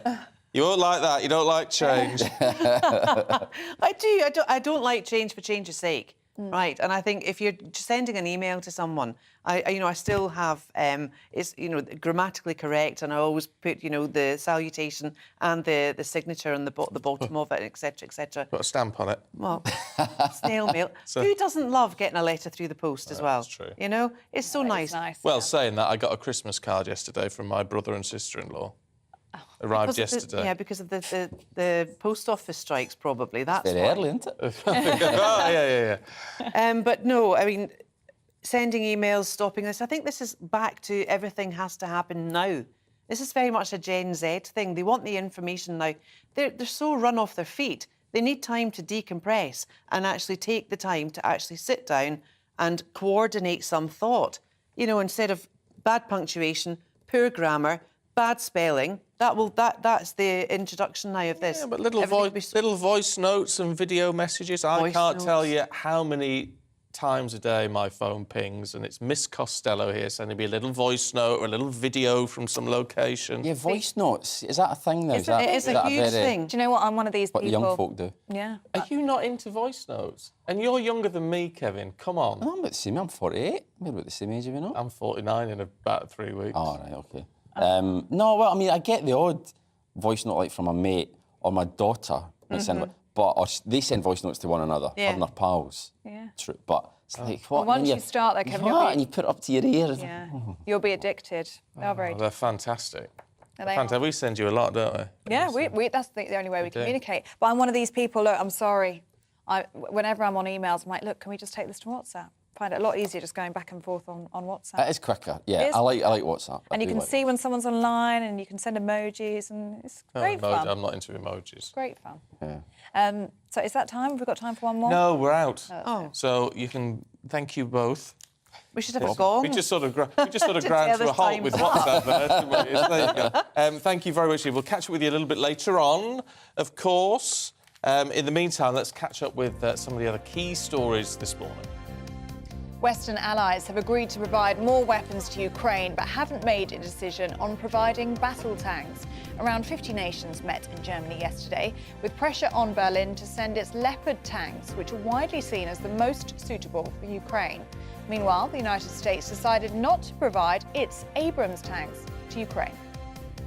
Counter-terrorism police say the 27-year-old man held over a security scare at St James's Hospital in Leeds yesterday has been re-arrested on suspicion of preparing acts of terrorism. He was found in possession of a suspected firearm and a suspicious device on hospital grounds. Drivers in some parts of the UK are missing out on cheaper fuel prices because reductions are being restricted to certain regions. The AA found major differences in average fuel prices across the country, with the cheapest in Northern England, Northern Ireland and Wales. Diesel is 10 pence per litre cheaper in parts of Northern Ireland compared to the southeast of England. The new figures show average waits for NHS dental treatment in Scotland have increased in 12 health boards since 2019. The Scottish Lib Dems found one patient had to wait for more than 3 years. The Scottish Government said they're working on addressing the backlog, which they're blaming on the pandemic. Labour urges the government to toughen up the windfall tax on energy companies ahead of rising bills in April. During the Fabian Society conference, Shadow Chancellor Rachel Reeves will warn millions of households getting a 40% increase in energy bills, while the energy companies will continue to get record profits, she says.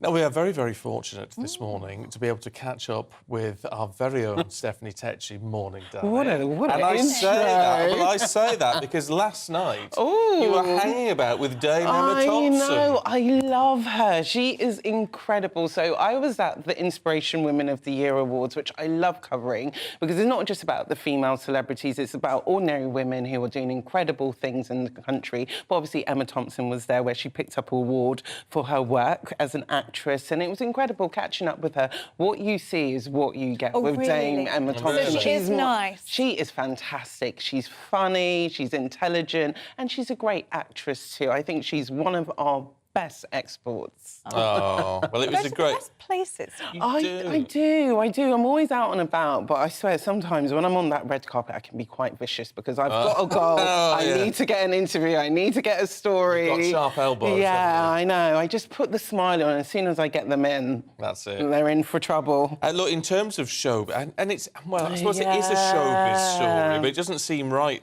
It doesn't. It's Julian Sands, who's...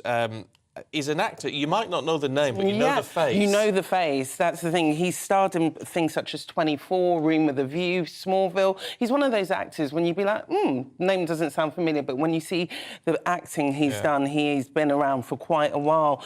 And unfortunately, he's been reported missing. It's been a week now since he went for a hike in California's San Gabriel Mountains. The area's quite treacherous, and already this winter we've had about 2 hikers who've gone missing. And his family and friends have raised the alarm that he has not returned since he went for a hike last week. Police can't search the area because it's so treacherous at the moment and there's risk of avalanches. So at the moment, they're doing a helicopter search for him, but they said there's going to be no deadline until they find him. So they'll continue searching for him. But I feel sorry for his wife and his 3 children. He's always lived in Los Angeles, so I can't imagine the distress that has been. He's been quite open in the past, saying that he loves hiking. He loves nothing more than being close to the mountains on a cold morning. And I hope this search does How long has it been, well. Stephanie? It's been a week, Ellie. There was signs of his phone. There was a ping on his phone like 2 days after he was reported missing, but now it's been a week. Well, then in those conditions, if it's that cold. Yeah, so they've got a big search on their hands. It's just dreadful when you hear these kind of stories. Yeah, it is. It really is. I'm so worried for his family as well. We're talking about Claire Foy as well, aren't we, today? Yeah, Claire Foy, the Crown star who played the Queen, she's been subject of a stalking ordeal, a 6-month stalking ordeal, which now the Old Bailey the person who was responsible, Jason Penrose, he is now going to be repatriated to the US. Poor Claire, she was faced with receiving 1,000 emails from the stalker per month. He posed as a producer, acting like he wanted to get her in a film and found her address. He delivered a parcel to her address and frequently kept on pressing her doorbell. And the Old Bailey yesterday, she said that, "I feel like the freedoms I enjoyed before Mr. Penrose contacted me have now gone." And she's just... This ordeal has been quite frightening for her. It's just the fact that he's been able to get so close to where she lives and to target her the way she has. It's quite frightening to read. He's been in a mental health secure unit for the past year because he has paranoid schizophrenia, but now he will be sent back to Florida where he'll be staying with his mother. I mean, I always think the issue with this is there is an element where you sort of say, if you're a celebrity, then you... Not saying any of this is remotely justified, but if you're a celebrity, you can understand how someone can get obsessed with you. Totally. But the problem is, anytime you talk about stalking, it's affecting so many just ordinary people. This is the issue, isn't it? It is, and it's only now that people are starting to take it seriously. And in the courts, one thing that wound me up about the judge's statements, he said that he didn't feel that Jason Penrose intended to cause fear or distress to Miss Foy. So he's only given him a 22-month suspended sentence. And I'm like, is that enough? How can you not think he's not causing her any distress or fear by what he's done? Like, he can... Progress has been made. I mean, in my case, it was similar in a sense that it was a suspended sentence for my perpetrator. But unless they have caused you physical harm, it's really hard to get a sentence, a prison sentence. So progress is being made, and it's good that we're having a conversation about how common it is. It's something like 1 in 4 women and men have stalkers. It's not just women, even though it does generally happen more so to women. But it is good to talk about at least. I think because it is terrifying. It does have an impact on a person's, as Claire's saying, your freedom. Feeling like you can be relaxed going about just your day-to-day life. And you can't even imagine psychologically what that does to you as well, and that fear, especially as a celebrity where you're expected to go to these red carpets and public events. It's almost like you have to put on this face like everything's okay, but deep down she must be really scared. Well, let's hope this begins to draw a line under it. I hope so. Stephanie, thank you. Thank you, guys. I will be back. Talking about hair transplants, guys. I'm excited now, and I've got thoughts we can share. There you go. Lovely. Thanks, Stephanie. We're back with all your main news stories in just a few minutes.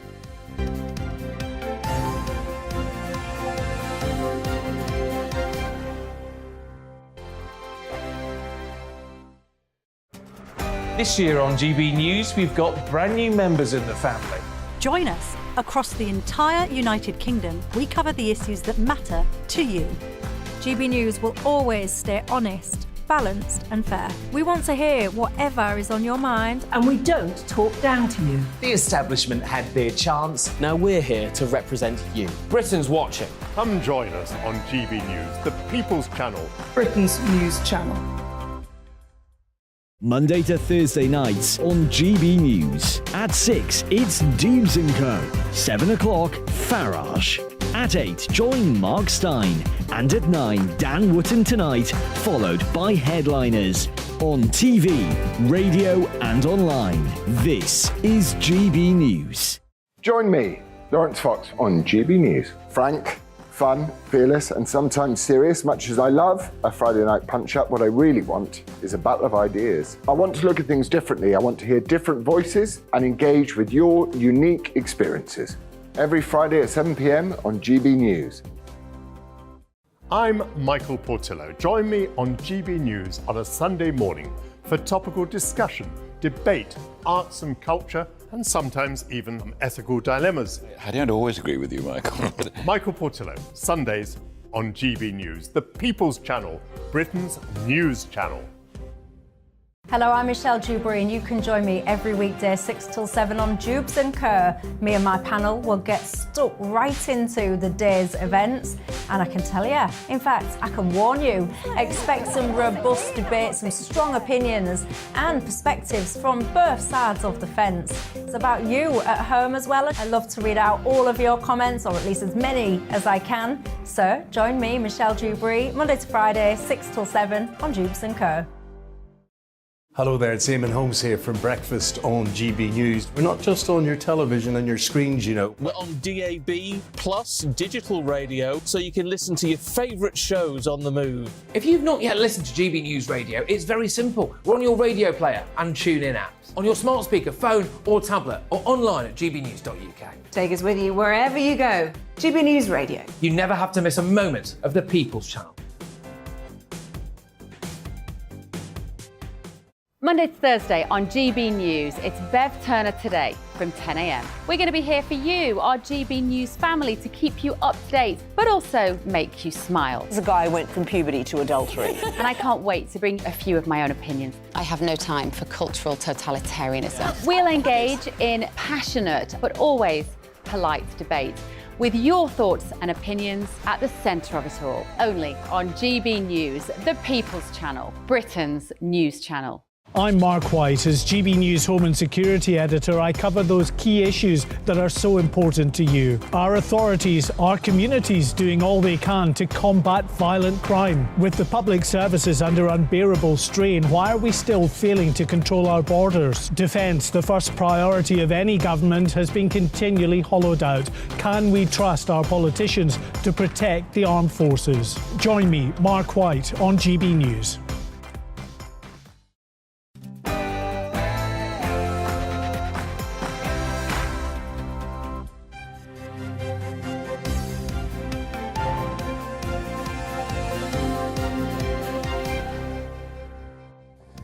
Schools are set for yet more disruption after teaching unions failed to reach an agreement with the government. Good morning, it's 8 o'clock on Saturday, the 21st of January. This is Breakfast on GB News with Stephen and Ellie. Here are your top stories this morning. Well, the winter of discontent looks set to stretch into the spring, with teachers going ahead with a series of strikes in February and March after talks with the Department for Education came to nothing. But what about the impact for parents and pupils? As if the Prime Minister wasn't under enough pressure, he's been given a fixed penalty notice by Lancashire Police for failing to wear a seatbelt. It's the second time in a matter of months that Rishi Sunak has been fined for breaking the law. Is this another own goal for the government? So Andy Murray is Britain's last man standing at the Australian Open. Can the Iron Scot with a metal hip make it through another marathon match? He's on court in Melbourne very shortly. We'll bring you the latest throughout the show. And as ever, you can join in any of our discussions this morning by emailing gbviews@gbnews.uk, or you can tweet us at gbnews.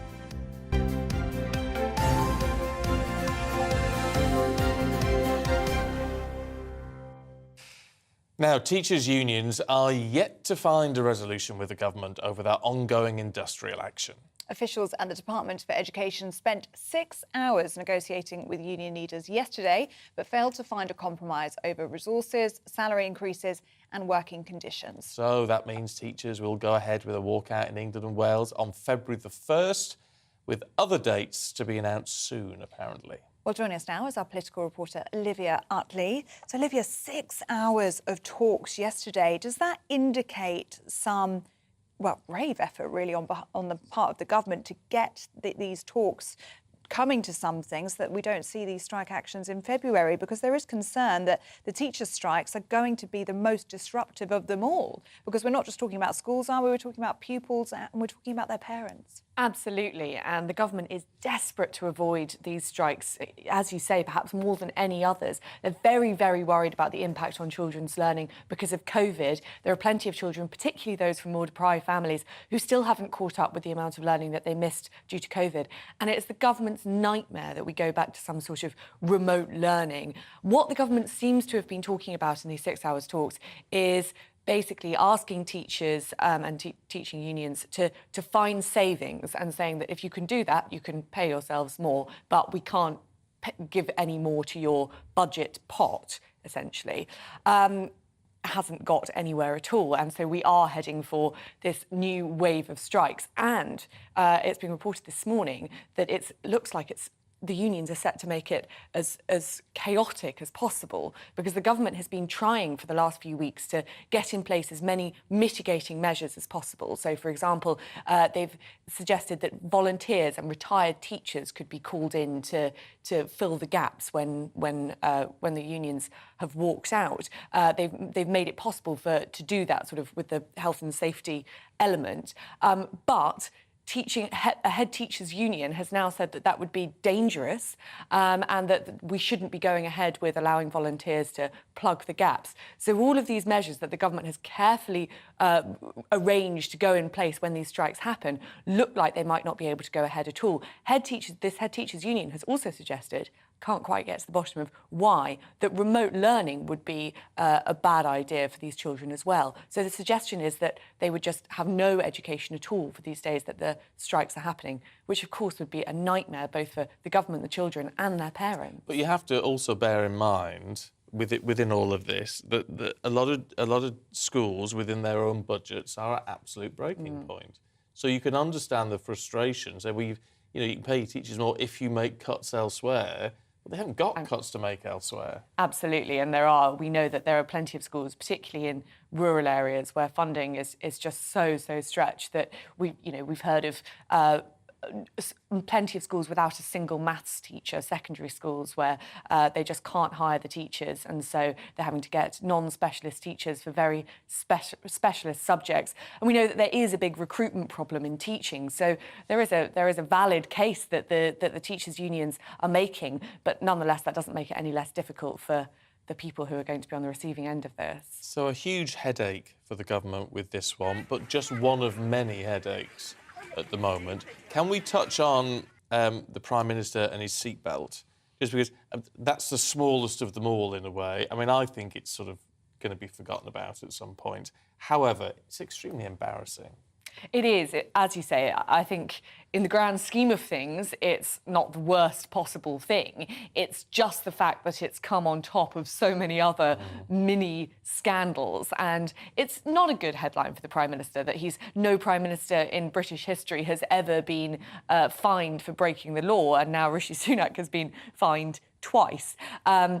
Whether he was, pushing his life in danger, we can argue about, but that's not quite the point. It's more that the government just looks like it's in a bit of a mess. And at the same time, we've got Labour, over the last couple of weeks, shadow Labour frontbenchers coming forwards with serious reforming plans for their areas. We had Bridget Phillipson, the Education Secretary, with a really radical plan for childcare. It wasn't fully costed, but essentially offering free childcare to all parents of children between 0 and 11.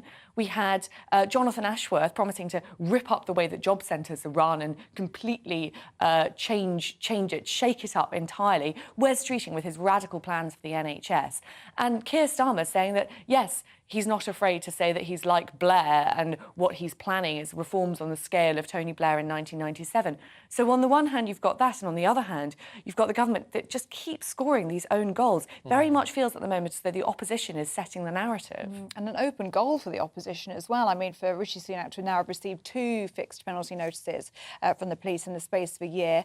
And also Johnson supporters will be quite happy to see this as well, won't they? They see Rishi Sunak as a backstabber. And now he's got more fixed penalty notices than Boris Johnson. Absolutely. And there was a very interesting piece in the Times yesterday by Katie Balls suggesting that what Sunak's closest aides are worried about isn't a return of Boris Johnson, not Boris Johnson saying that he wants to be Prime Minister again, but Boris Johnson just causing mayhem from the backbenchers and also letting down the Conservatives' reputation from the backbenchers, because we're still facing the Privileges Committee and we've all sort of forgotten about that. But if we see the previous Prime Minister name dragged through the mud yet again, it won't be good for the Conservatives. And the Conservatives need all the luck they can get right now. Yeah, especially when as you say, you know, I think we are at a point where most people think, well, reform is needed. Somehow, people think that just because things aren't working at the moment, whether they think these specific types of reform the Labour Party are putting forward are the right idea or not. The only sort of major sort of proper revolution we've heard about is from Sajid Javid saying, well, what about charging for visits to the GPs and to A&E? Well, of course, he's just a backbencher now, isn't he? So he can sort of say what he likes, and he's out at the next election anyway. But do you think he's adding to the conversation or just making problems?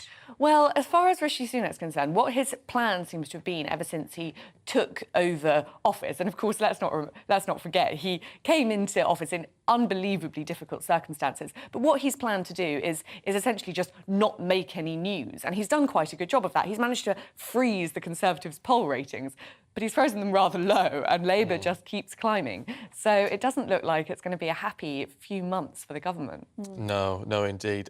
Look, Olivia, for now, thank you. Don't go anywhere, because we want to come back to you after this, because let's get the take of all this of the Deputy Prime Minister, Dominic Raab, who joins us now. Really good to see you this morning, and thank you for your time. I know you want to talk about funding for teenagers and things, and we will come to that in a moment.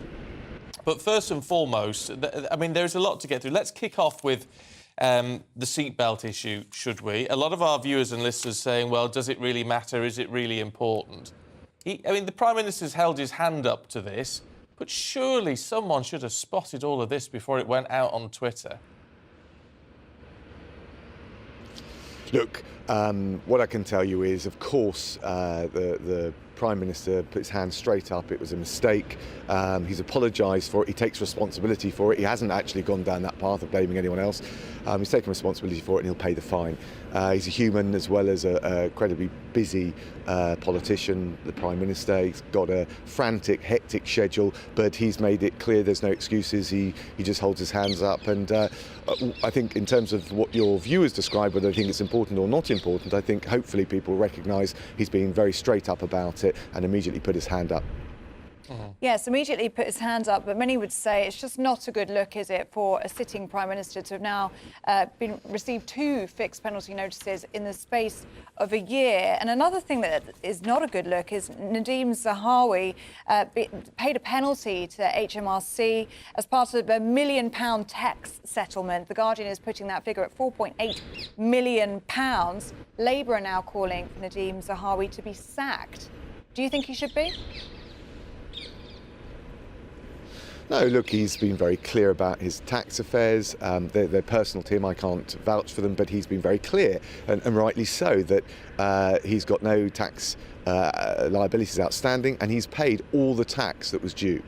So, look, I think that's right. That's what people expect. And he's doing a great job in government. He was, of course, the minister that rolled out the vaccines task force, the quickest vaccine rollout in Europe. He's, I think, done a great job serving the people of this country. But, of course, it's right that his tax affairs are up to date and that tax has been paid when it was due. Well, but I mean, the problem is, according to The Guardian, he's had to pay back tax he owed with a 30% penalty. Now, we don't know if that's absolutely right or not, because that hasn't been clarified by the man himself. But, I mean, that's indicating that tax hasn't been paid on time, has it? Which, I mean, it might be sorted now, but isn't that problematic? Especially at a time when, you know, you as a government are so reliant on people on getting the tax income in. Look, and we've done a great job in reducing the tax gap. But look, what I can tell you about Nadeem Zahawi's is what he's said, which is that all his tax has been paid, it's up to date, he's engaged fully with HMRC, and I can't comment on leaked reports for whatever source they come from in The Guardian. Can we talk about a portfolio you're very familiar with, justice, of course? Where does that look? I mean, what's your view? Of course. What's your view on what is happening with the police at the moment, and indeed some of the police checks, which, I mean, frankly, don't seem to have been thorough enough? We're hitting a situation where, and it's damaging to the 99.9% of fantastic police officers that we have, that these scandals that are emerging are damaging the reputation of the police in the mind of the public.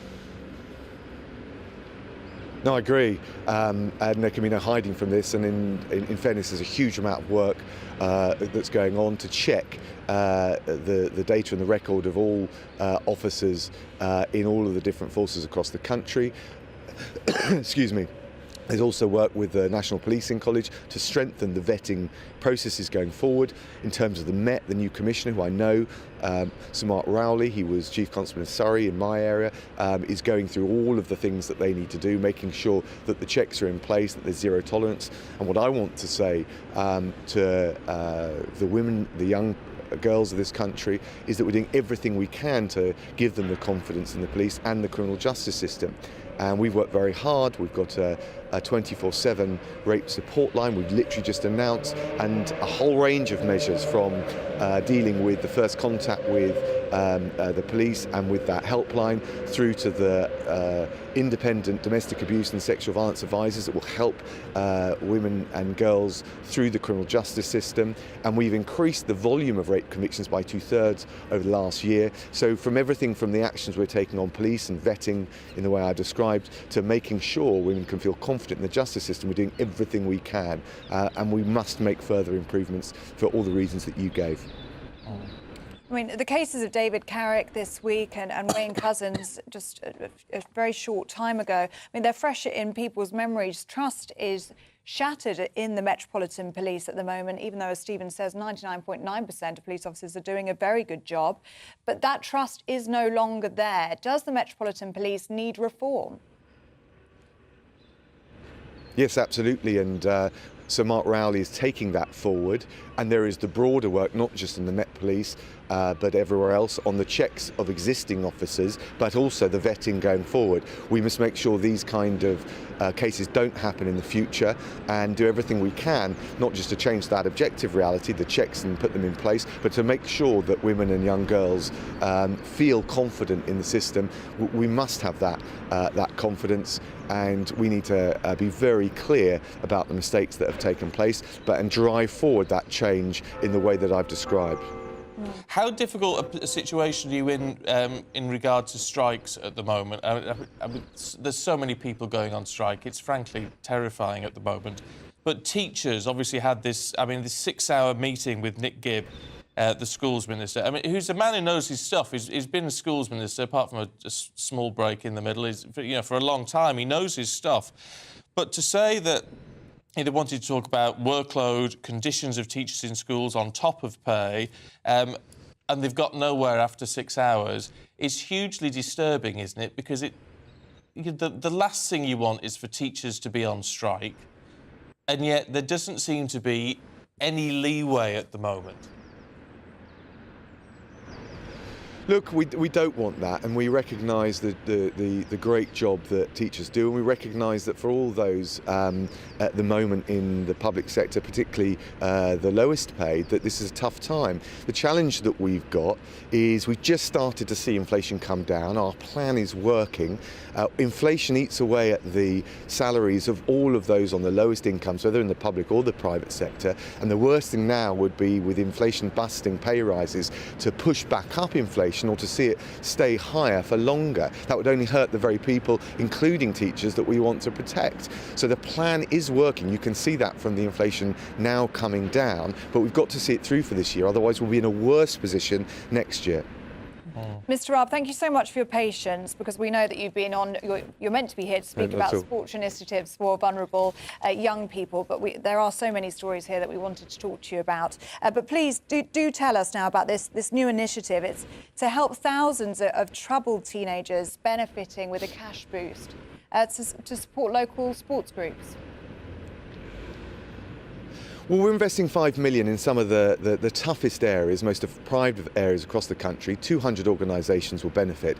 And it's really about encouraging young people from those backgrounds to get involved in sport. I was in Haringey looking at some of the boxing and football initiatives. And we know that this can be a really positive outlet for young people, and not just good for them, for their health, for their mental well-being, for keeping them, giving them the kind of camaraderie, team spirit that sport is so brilliant at doing. But from my point of view as Justice Secretary, it's a great way to prevent young people getting drawn into antisocial behaviour, crime, gangs and violence. So it's really important part of the toolkit of keeping our streets safer. So I think it has that double effect, and we want to track very carefully those projects that have the best impact, and we'll look further at investing in those areas in the future. Yeah, an investment in our communities, hopefully. Deputy Prime Minister, really good to talk to you. Hope you feel better soon. Thank you. Thank you. Yeah, suffering like the rest of us there. But carrying on, stood outside in the cold, let's talk to our political reporter, Olivia Utley. I mean, there was nothing outstanding there, Olivia, was there? I mean, in a sense, you know, what else could he say but toe the party line on all of these difficult issues? Absolutely. It just felt, again, as though the person representing the government was very much on the back foot. And on the Nadeem Zahawi story, you'll notice that he said that he couldn't vouch for Zahawi's own tax affairs, which sort of suggests that he's been briefed to defend him, but he doesn't want to go too far in case we end up in a situation with Zahawi resigning in the next couple of days and everyone who defended him looking a bit silly, which was a pattern we saw repeated rather a lot of times during the Johnson government. Yeah, just being on the back foot was the real message I got from that. He wanted to talk about his initiative, but to get there, he had to get through question after question about embarrassing government scandals. And when you see a Labour frontbencher being interviewed at the moment, it's their reform that's sort of setting the news agenda. I mean, the problem is, though, with a lot of this stuff, I mean, it's, as you say, with Zahawi, it's his tax affairs and what can we do about it, which is, you know, actually a valid point. With the seatbelt, it's, well, a mistake was made and he's held his hands up to it, which is a valid point. When it comes to strikes, well, that's when you've got a problem, because whoever teachers today, but whoever you're talking about, they're between a rock and a hard place, because you cannot give people what they actually want in all of this. I mean, it's just impossible. They absolutely are. And there is good government discipline on making the point that if they capitulate now, then they'll just see tax bills rising further down the line. I think the one glimmer of hope for the government is that in certain sectors anyway, the strikers seem to be getting tired of striking.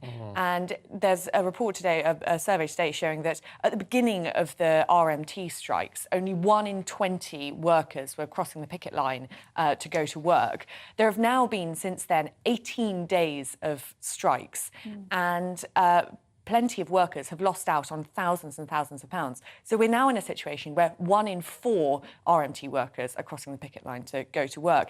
And the Network Rail has said that previously it's been able to run 20% of the services on strike days, but it now thinks that it will be able to run far higher than that because so many people are prepared to go to work. And the government is sort of hoping that if it holds out long enough, workers will get tired of just not making enough money to feed their families and heat their homes, and will give up on their strikes. But we're seeing that in the rail sector. We're not seeing it in the NHS and with the teachers. And they'll also probably be hoping that inflation continues to come down, and then you won't need these inflation-busting salaries so much. I'm quite interested in what you think about public support for teachers, because it is a difficult one, isn't it? We're talking today about how disruptive they're going to be for pupils and for their parents, but there's also so much value on teachers. I mean, everybody can talk about a teacher that means a lot to them and has changed the way that they perhaps see the world. And Claire Muldoon in our newspaper review was talking about how valuable they are, not just as teachers, but as social workers as well. So there's a lot of value to them, but they can be very disruptive because of that value, can't they?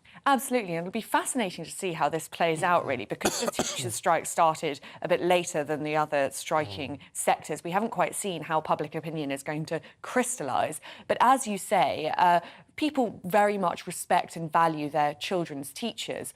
On the other hand, there are parents who are just sick to the back teeth of online learning, of having to take time off work to stay at home and look after their children. So it could be that frustration reaches just boils over the edge, really. And I think what could add to that is this idea that the head teachers union seems to be making it as difficult as possible for parents to live a normal life while these strikes are taking place. So any of these mitigating factors which could have been brought in to make things easier, using retired teachers, using volunteers, they're pushing back hard against that, which I think will give parents the impression that these unions, really want to make their lives difficult.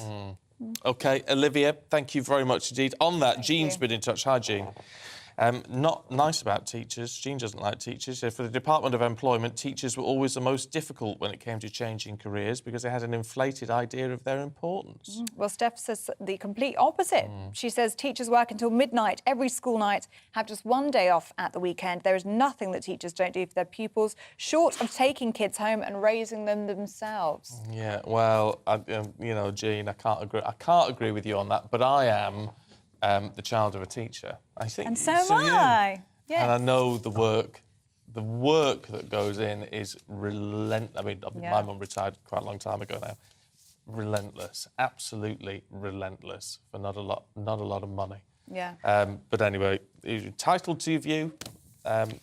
Keep your thoughts coming through. gbviews@gbnews.uk. We're going to take a short break, and we're back in just a moment.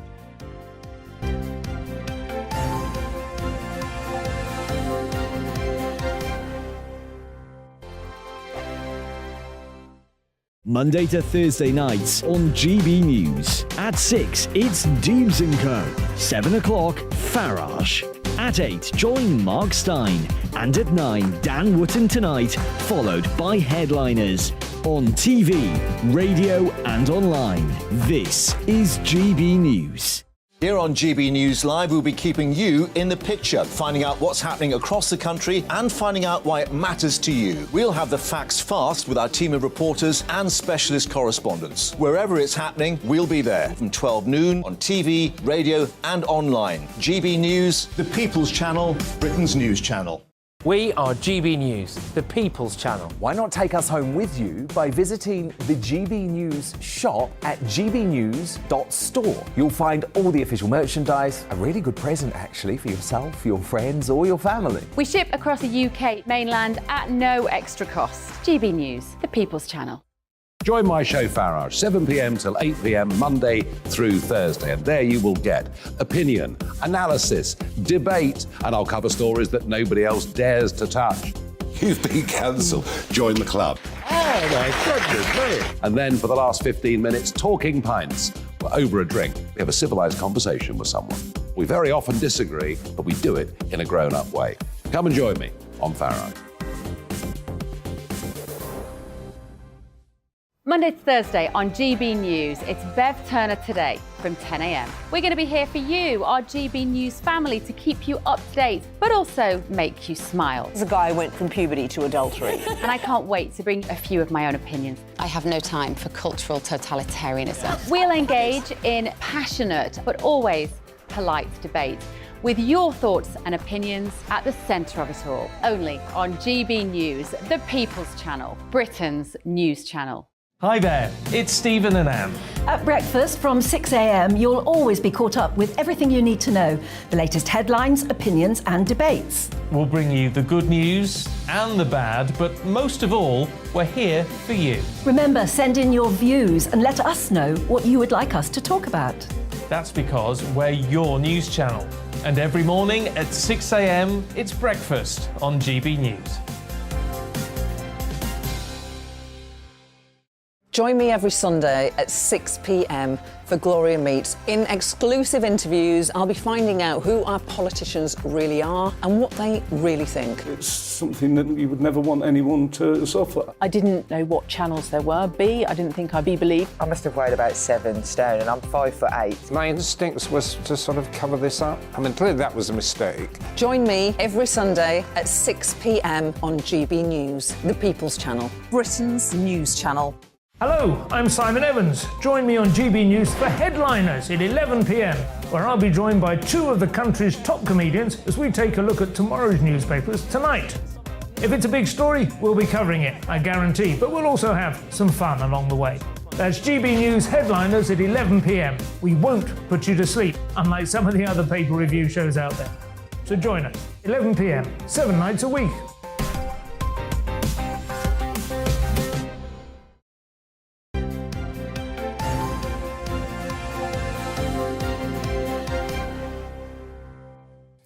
It's 8:27, morning to you. This is Breakfast with Stephen and Ellie. Now, England and Wales are set to become some of the first countries to recognise children born as a result of rape as victims of a crime. Yeah, amendments to the Victims' Bill will ensure these children are entitled to support from the police and the courts throughout their lives, and that's a landmark decision from the government. Well, here to discuss the kind of provisions we could see put in place is crime and policing commentator Danny Shaw. Good morning to you, Danny. And this is really significant, isn't it? Morning, Ellie. Morning. Talk us through the changes and what this will mean for victims as they're now deemed. Well, this is a historic change. You're quite right to say that. An amendment that the Ministry of Justice has put forward to the Victims' Bill. I expect that it will be passed by Parliament and that most people would agree with it. And it will mean that any child who is conceived through rape will be officially classed as a victim and will be entitled to receive the sorts of services that other victims of crime can get. So that could be support for emotional distress, could be support for mental health problems that they're having. It could be support for depression, anxiety, post-traumatic stress disorder, feelings that may emerge later on in life as that individual gets older, a sense that they don't belong. It's an incredibly difficult situation for people who have been conceived as a result of rape to be in. Some people manage to sort of get on with their lives, not an issue. For others, they're extremely traumatized and find it very difficult to fit in. So I think this is an amendment I think that most people would support.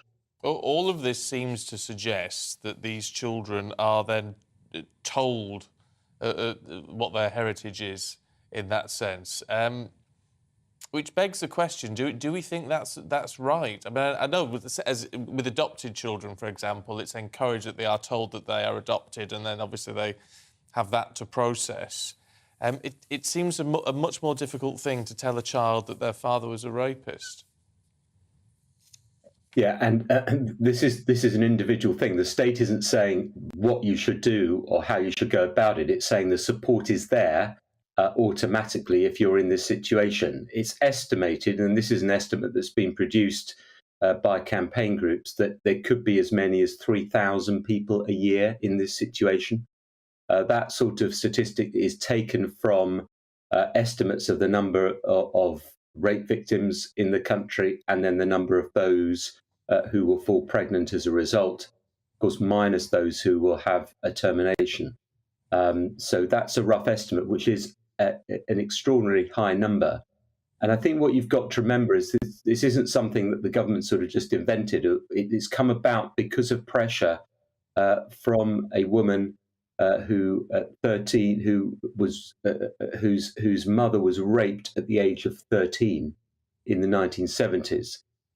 She had to campaign for justice. The child, as she got older, campaigned for justice, and she got justice in 2021 when the rapist, Carvel Bennett, who was then 74, was jailed because the child, who was then a woman, provided DNA evidence to sort of link him to the crime. And this is where it's key. So it's not just about support, but it's also about the victim saying, look, I was born as a result of rape. Use my DNA to try and find out who the rapist is. So that there's a real link here in terms of evidence that could help prove a court case. And I think it's very important to remember that. That's why it's called Daisy's Law, because it's after the woman Daisy, whose mother was raped when she was 13. But how does that work? I mean, that's impressive, but how does that work? I mean, because obviously that person is not going to be classed as a victim, are they? They're not going to get that support as a victim until there's been a conviction, will they? No, I don't think that's how it works. I mean, I think how it will work is if the person's mother says she was raped and therefore her child is a victim because of that. I think you're right, Stephen, though, to point out there is a question, how do you actually show to the authorities that's the case?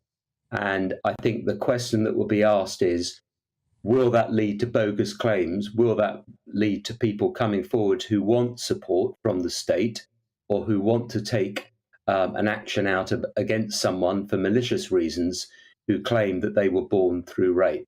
And I think that is a question that I think the government will have to answer as this bill goes through the House of Commons. It may be that there are safeguards built in to ensure that this measure, which is being introduced for the best of reasons, isn't abused.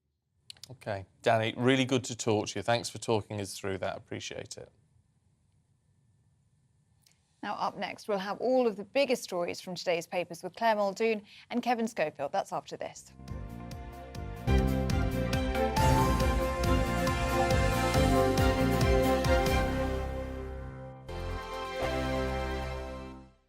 We are GB News, and we'd like to say thank you to each and every one of you for bringing us your conversations, for helping our great nation find its voice. We are here for you on radio, television, and online, across England, Scotland, Wales, and Northern Ireland. It's not the BBC, you actually get your facts right. We are proud to be GB News, the People's Channel, Britain's news channel.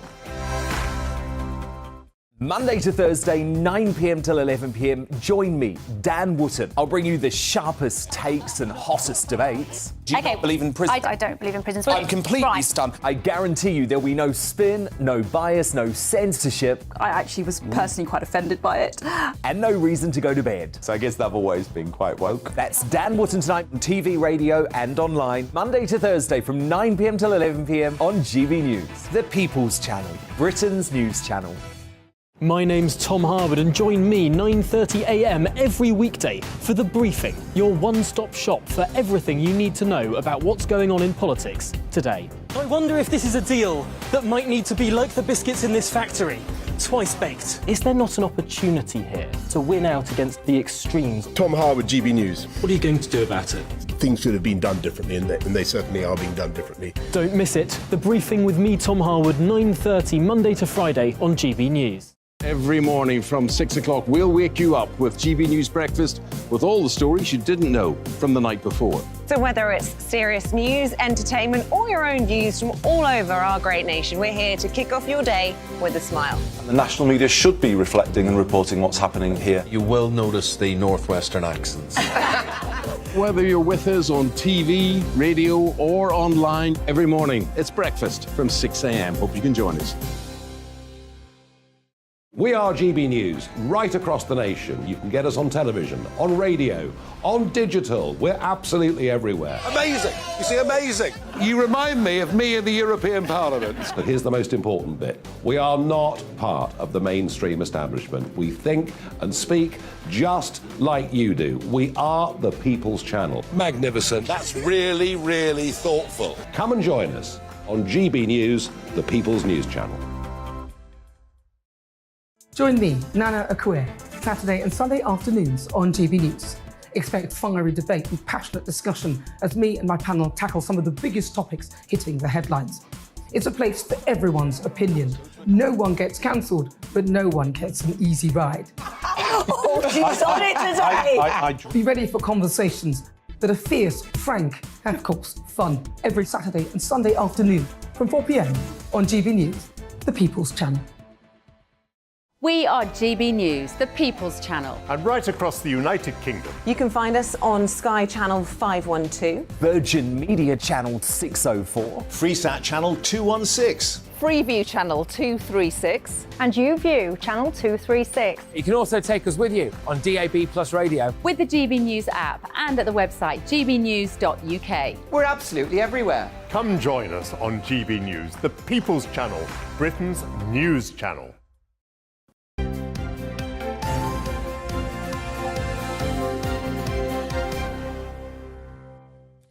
Good morning and welcome back. You are watching and listening to Breakfast with Stephen and Ellie. Let's go through the papers this morning. We're joined by broadcaster and journalist Claire Baldoon and the political editor of HuffPost UK, Kevin Schofield. Morning, both. Claire. Morning. Let's have a look at the Express, should we? The hospitality venues. Yeah, this is so sad. And I'm a great believer in, everyone getting together and with mates or with family, going to your local pub, supporting local businesses, and even just to get out, because we've been, through dark times, and this is in the middle of the cost of living crisis, high inflation, higher interest rates. Things are tough out there. So we really should be kind to ourselves and be able to support our local businesses. And this headline here, hospitality trade loses 400 venues per month. I find really sad, really, really sad. The cost of living crisis has really bitten in, plus the labour crisis as well. Higher wages, everyone's pushing for higher wages. The food that's being manufactured for pubs and clubs is obviously is much higher. We're all aware of that because we're all going through it. And all of these costs, plus the energy costs, are making it really tough for landlords to be able to keep the premises open and keep us all entertained. And I just think it's so sad. It is, you can't beat a night down, you put local pub. No, you can't. And, I've now just moved and I was in one of the new locals, and there was people having, playing cards and playing chess and, and it's warmer. You can go there for a hub. You can go there for heat and just support them because their Christmas was cancelled practically because of the rail strikes as well. 30% of the profits annually for the hospitality industry is raised at the time of Christmas and New Year. So that's already gone. And now they're saying they're actually closing faster than they did within the pandemic. And the government's withdrawn a lot of the business support for the energy bills from next April, so it's going to get even tougher. It's tougher. What do we do? And, they've got these premises now that are going to be sitting practically vacant. How can we help? What can we do? Surely the ball is in our court. So expensive to go and buy a pint, though. That's the downside of it. When people haven't got a lot of, people are struggling. Yeah, I suppose. But, just like, you're looking at like £6 a pint these days. Really? Yeah. Is that in London, though, or all over? That is London, but I don't London think it's unusual. I don't think it's unusual, really, elsewhere as well. It's expensive. People are looking at their pennies and thinking, well, I can get 4 cans for that, or I can get a bottle of wine for that. Yeah, but no atmosphere and on your own. Well, this is the thing. I know. I know. Well, it is, isn't it? If you've got the money, then try and support your local businesses. Yeah, exactly. Because once they're gone... Once they're gone, they're not coming back. They aren't coming back. Same as the banks. It's like banks. Don't start with the banks again. Let's have a look at the eye, Kevin, should we? Energy companies accessing homes. Yeah, so this is... court orders and things. Yeah, so this is, again, on the sort of cost of living tip here.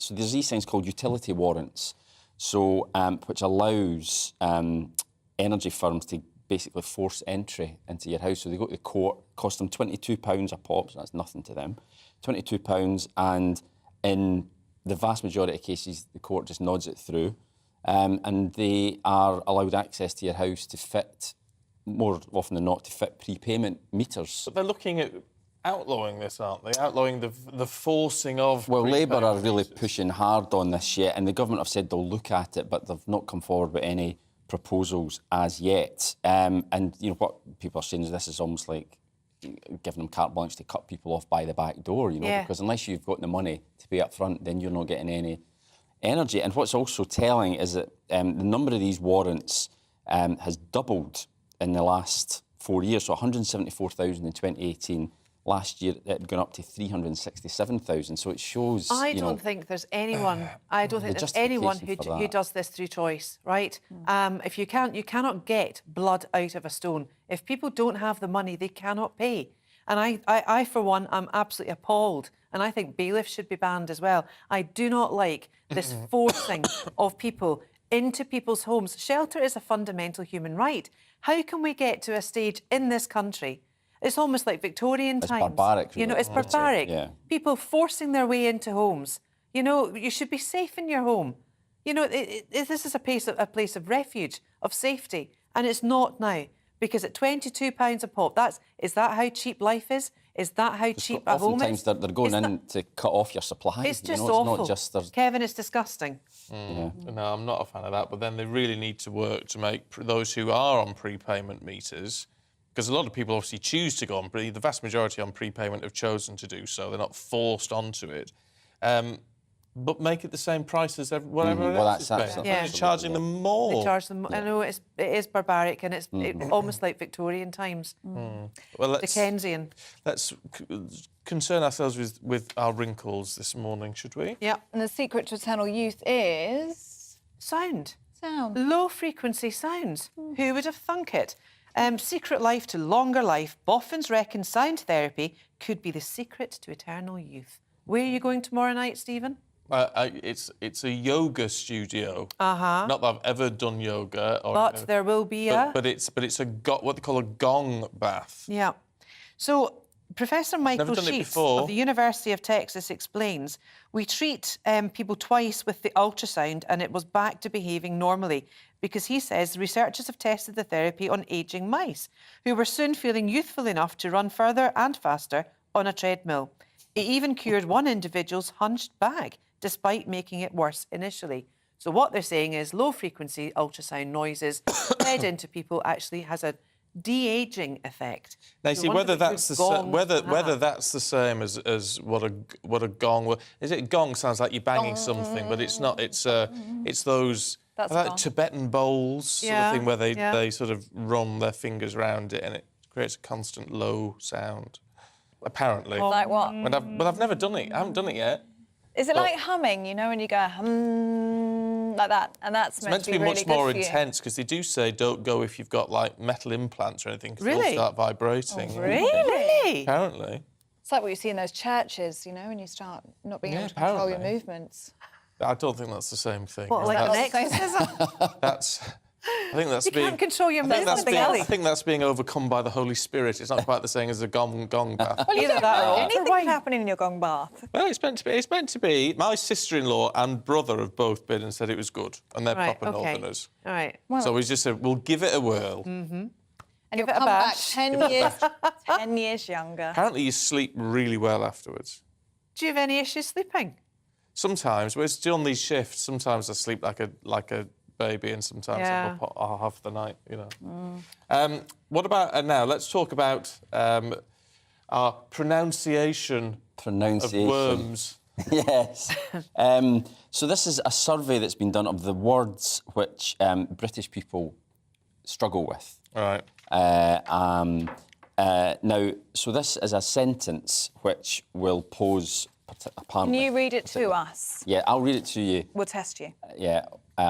A cache of quinoa, mange tout, and an espresso in the foyer of Parliament probably leaves you on tenterhooks in Arctic February. Now, I don't know what's hard about that. Apart from I would have said cachet. You had to sell it. It's not cash. I said cachet. Yeah, I said cachet. Is that not correct? No, it's cash. Cash.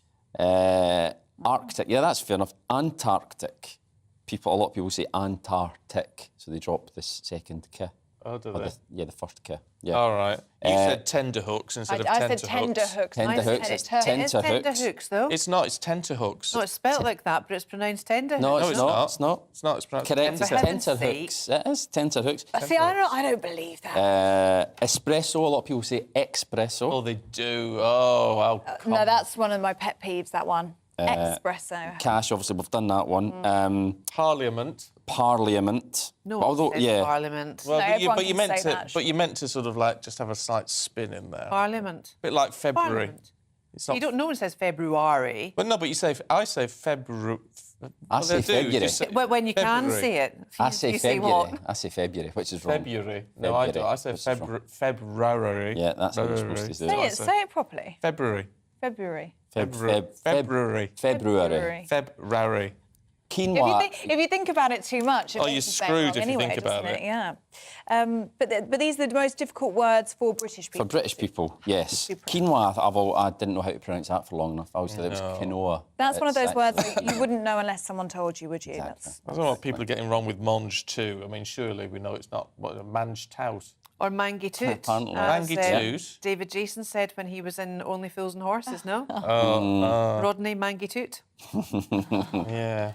Anyway, so there we like go. Arthur Daly with his duckle orange. Yep. Got to get home. Her indoors is making duckle orange. Let us know what your pet peeves are with pronunciation, words that people always seem to get wrong, and you know the right way to say it. Let us know, gbviews@gbnews.uk.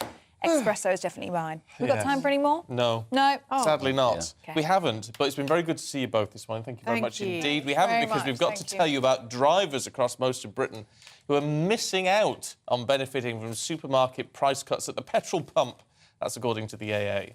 Yes, they say retail giants involved in cutting fuel costs are restricted to Northern England, Northern Ireland and Wales, but those savings are only being received in some towns. Oh, what's going on? Let's find out from our national reporter, Theo Chicomba, who's in East London. Hi, Theo. What are the prices like there?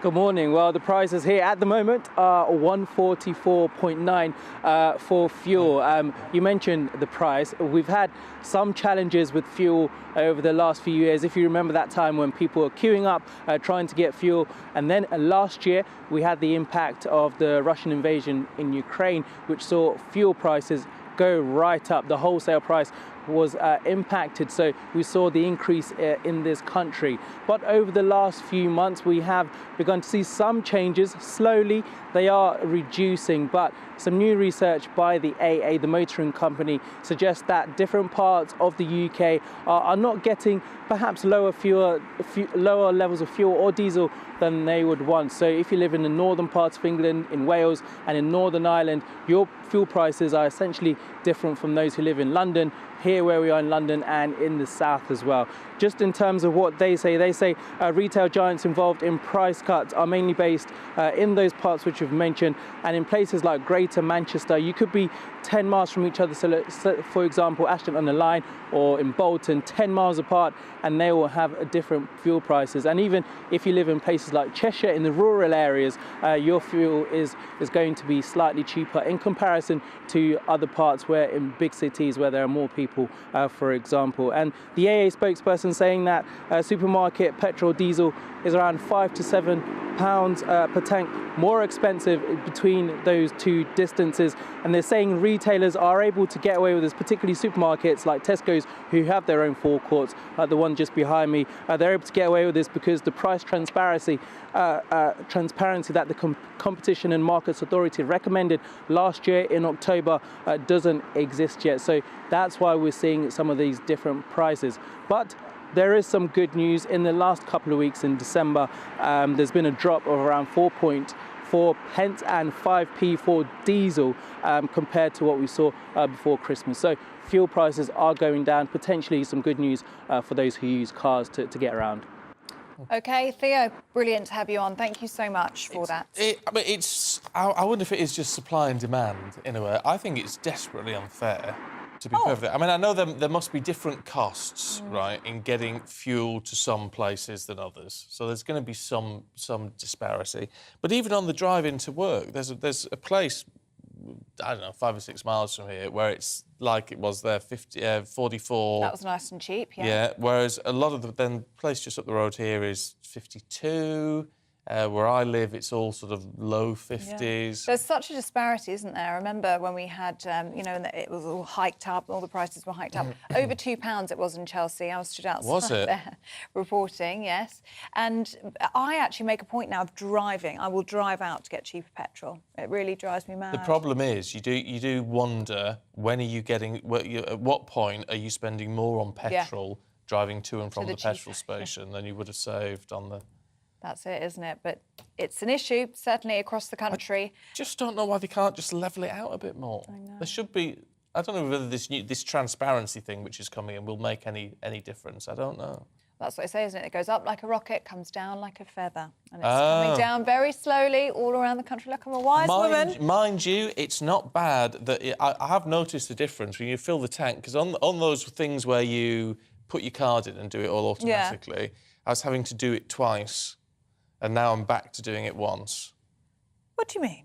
Well, actually, because it stops at £99. Oh, I see. So then I was having to do it all and do it all again so technological. to put an extra 20... It's like 120 quid or something. He's very techie. He's very But now good. it's come down, so I can actually just do it on... You can do it on the one tap. Yeah. Very good, very good. Lots of people have got in contact with us about banks. We're talking about banks in the papers this morning. Could be off our high streets by 2027, as we're all reverting to online banking. Gillian's been in touch on Twitter saying, "Morning, Ellie. Just listening to your debate on banks. I had a check. I was moaning to my mum's friend in her 70s about having to go into the city to find a bank. She said, let's do it on your phone. We did it there and then. Amazing. As long as it's less than £500, you can now do it on a phone." And Sarah's been in touch on that as well. Yeah, Sarah says, I learned today how to pay in a cheque, one that I've been waiting to pay into my bank branch by using the app as suggested by Stephen. I'm here to help. As a 70-year-old, I'm slowly embracing technology. And I think that's the key, Sarah, is that... And I know there is an argument to say it's older people who are really struggling with all of this. And I get that older people aren't as technologically sort of adept because they haven't grown up with it in the same way. But we have to adapt to the fact that the generations which are coming up now are so technologically adept. Why would they want to go to a bank? And at what cost do we keep them open? I'm not saying shut them tomorrow, but I'm saying... You know, in the next 15 years or so, you'd be looking at changing it all, maybe. And with energy bills going up, it's very expensive to keep a bank open, isn't it? But for many people, it's, as Claire was saying, a hub. And they like to have a chat, don't they? When you go out to do your errands, you like to see people. Oh, let us know. When you get stuck behind someone, though, at a bank who is enjoying a chat with the cashier, it's just like, I just want to pay in this cheque or this, whatever it is. Yeah, keep those views coming in. GBViews@gbnews.uk. Now, looking ahead to later this weekend, and Gloria De Piero has another exclusive interview in her show, The Real Me. Yes, as politicians battle over their topic of self-identification, Gloria sat down with Conservative MP Jackie Doyle-Price. I think the whole debate about self-ID isn't centring women enough. There is a conflict of rights here, and we need to have tools for managing that. And at the moment, it's too much about rhetoric and talk of rights. And again, you know, women come second place in all of these things. It's centering the men who are choosing to identify as women and not the women themselves. That should be an interesting watch. And you can see that full interview on Gloria Meets, when you really find out about the person behind the politician. It's every Sunday at 6 o'clock. Now, we've got lots coming up for you in the next couple of minutes. We'll have the latest on the upcoming teaching and ambulance strikes. We're also going to be talking showbiz and sport as well. You won't want to miss that. No, lots of showbiz with Stephanie and Aidan. And we're also talking about nipples and being able to see them on social media. The rules may be changing. Hello, a very good morning to you. I'm Aidan McGivern from the Met Office. It's a freezing start out there for many of us, a widespread frost, fog patches as well, but dry for the vast majority, with some more sunshine to come for England and Wales. However, a change is on the way for Scotland and Northern Ireland. That change has already started taking place overnight. These weather fronts moving in from the west, bringing milder air, but also, well, increasing the wind, picking up some rainfall, and leading to a generally breezy and damp day in the northwest. Those outbreaks of rain pushing into eastern Scotland, southern Scotland during the morning. The fog in central and southern parts of the UK slow to clear, but eventually once they do clear, beautiful spells of sunshine once again for much of England and Wales. 5, 6, 7 Celsius, similar to Friday's temperatures. But for Scotland and Northern Ireland, well, it's turning increasingly windy, and with the cloud, the wind, the spells of mainly light rain, it's going to feel quite cold, even if temperatures are technically higher than they have been for the last few days. Gales around some western and northern exposed coastal areas in Scotland, and then heavier, more persistent rain arriving during the night tonight. But with the cloud also edging further eastwards overnight, it's a frost-free start for Western England, for Wales, for Scotland and Northern Ireland, even if it is a breezy, cloudy and, in places, damp start to the day. A complete contrast for the East Midlands, East Anglia, the southeast of England. Here, frost and fog once again. But once the fog clears, plenty of sunshine actually towards the southeast. It's another chilly day, 3 or 4 Celsius typically, whilst across the rest of the UK, well, the further northwest you are, the milder it will be. 10, 11 Celsius possible for parts of Northern Ireland and western Scotland. Further outbreaks of rain at times, mainly across the north of the UK, increasingly cloudy elsewhere, but we keep the relatively chilly air in the southeast.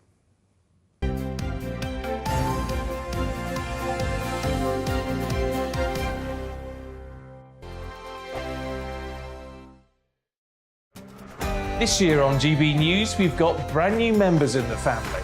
Join us. Across the entire United Kingdom, we cover the issues that matter to you.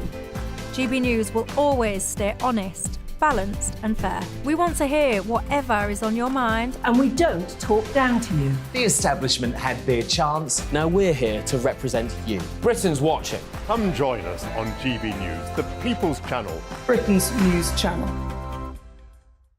Monday to Thursday nights on GB News. At 6, it's Dubes & Co. 7 o'clock, Farage. At 8, join Mark Stein. And at 9, Dan Wootton Tonight, followed by Headliners. On TV, radio and online. This is GB News.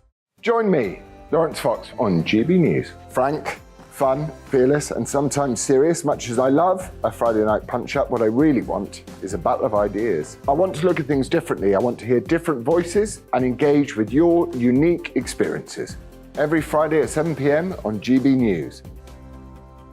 I'm Michael Portillo. Join me on GB News on a Sunday morning for topical discussion, debate, arts and culture, and sometimes even some ethical dilemmas. I don't always agree with you, Michael. Michael Portillo, Sundays on GB News, the People's Channel, Britain's news channel. Hello, I'm Michelle Dewberry and you can join me every weekday 6 till 7 on Dubes & Co. Me and my panel will get stuck right into the day's events and I can tell you, in fact, I can warn you, expect some robust debate, some strong opinions and perspectives from both sides of the fence. It's about you at home as well. I love to read out all of your comments, or at least as many as I can. So join me, Michelle Dewberry, Monday to Friday, 6 till 7 on Dubes & Co. Hello there, it's Eamon Holmes here from Breakfast on GB News. We're not just on your television and your screens, you know. We're on DAB plus digital radio, so you can listen to your favourite shows on the move. If you've not yet listened to GB News Radio, it's very simple. We're on your radio player and tune-in apps, on your smart speaker, phone or tablet, or online at gbnews.uk. Take us with you wherever you go. GB News Radio. You never have to miss a moment of the People's Channel. Monday to Thursday on GB News, it's Bev Turner Today from 10 a.m. We're going to be here for you, our GB News family, to keep you up to date, but also make you smile. The guy went from puberty to adultery. And I can't wait to bring a few of my own opinions. I have no time for cultural totalitarianism. We'll engage in passionate, but always polite debate, with your thoughts and opinions at the centre of it all. Only on GB News, the People's Channel, Britain's news channel. I'm Mark White. As GB News Home and Security Editor, I cover those key issues that are so important to you. Our authorities, our communities doing all they can to combat violent crime. With the public services under unbearable strain, why are we still failing to control our borders? Defence, the first priority of any government, has been continually hollowed out. Can we trust our politicians to protect the armed forces? Join me, Mark White, on GB News.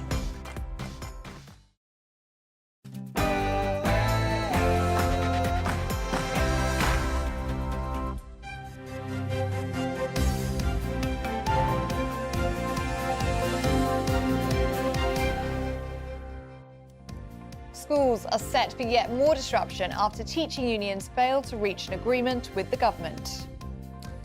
Very good morning to you. It's 9 o'clock on Saturday, the 21st of January. This is Breakfast on GB News with Stephen and Ellie.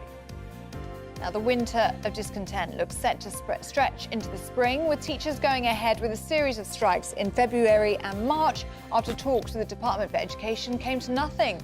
The Deputy Prime Minister says the government's plan to cut inflation remains the best solution. Inflation eats away at the salaries of all of those on the lowest incomes, whether in the public or the private sector. And the worst thing now would be, with inflation busting pay rises, to push back up inflation or to see it stay higher for longer. Well, as if the Prime Minister wasn't under enough pressure, he's now been given a fixed penalty notice by Lancashire Police for failing to wear a seatbelt. It's the second time in just a few months that he's been fined for breaking the law. It's a bit of an own goal for the government. And Sir Andy Murray is Britain's last man standing at the Australian Open, but the Iron Scot has had a rusty start to his match, finding himself a set down. We'll have all the updates later on in the show. And as ever, we want to hear from you. This is all about your thoughts, your views, your opinions on anything we're talking about today. Drop us an email, gbviews@gbnews.uk.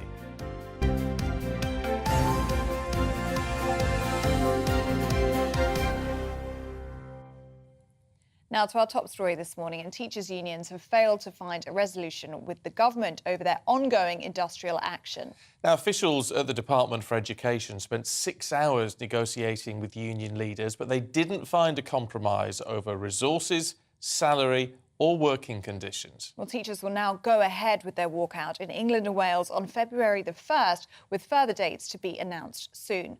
Well, earlier we spoke to Deputy Prime Minister Dominic Raab, who said that the government's plan to cut inflation would eventually help ease the cost of living burden, but not only for teachers, but workers across the UK. We recognise the great job that teachers do, and we recognise that for all those at the moment in the public sector, particularly the lowest paid, that this is a tough time. The challenge that we've got is we've just started to see inflation come down. Our plan is working. Inflation eats away at the salaries of all of those on the lowest incomes, whether in the public or the private sector. And the worst thing now would be, with inflation busting pay rises, to push back up inflation or to see it stay higher for longer. That would only hurt the very people, including teachers, that we want to protect. So the plan is working. You can see that from the inflation now coming down, but we've got to see it through for this year. Otherwise, we'll be in a worse position next year. Well, let's talk to our political reporter, Olivia Utley. And the problem with what Dominic Raab is saying there is, although it makes absolute sense fiscally on a macro view, it doesn't help anyone in the immediate term. It's saying you've got to wait it out, which is what people are saying we can't do at the moment.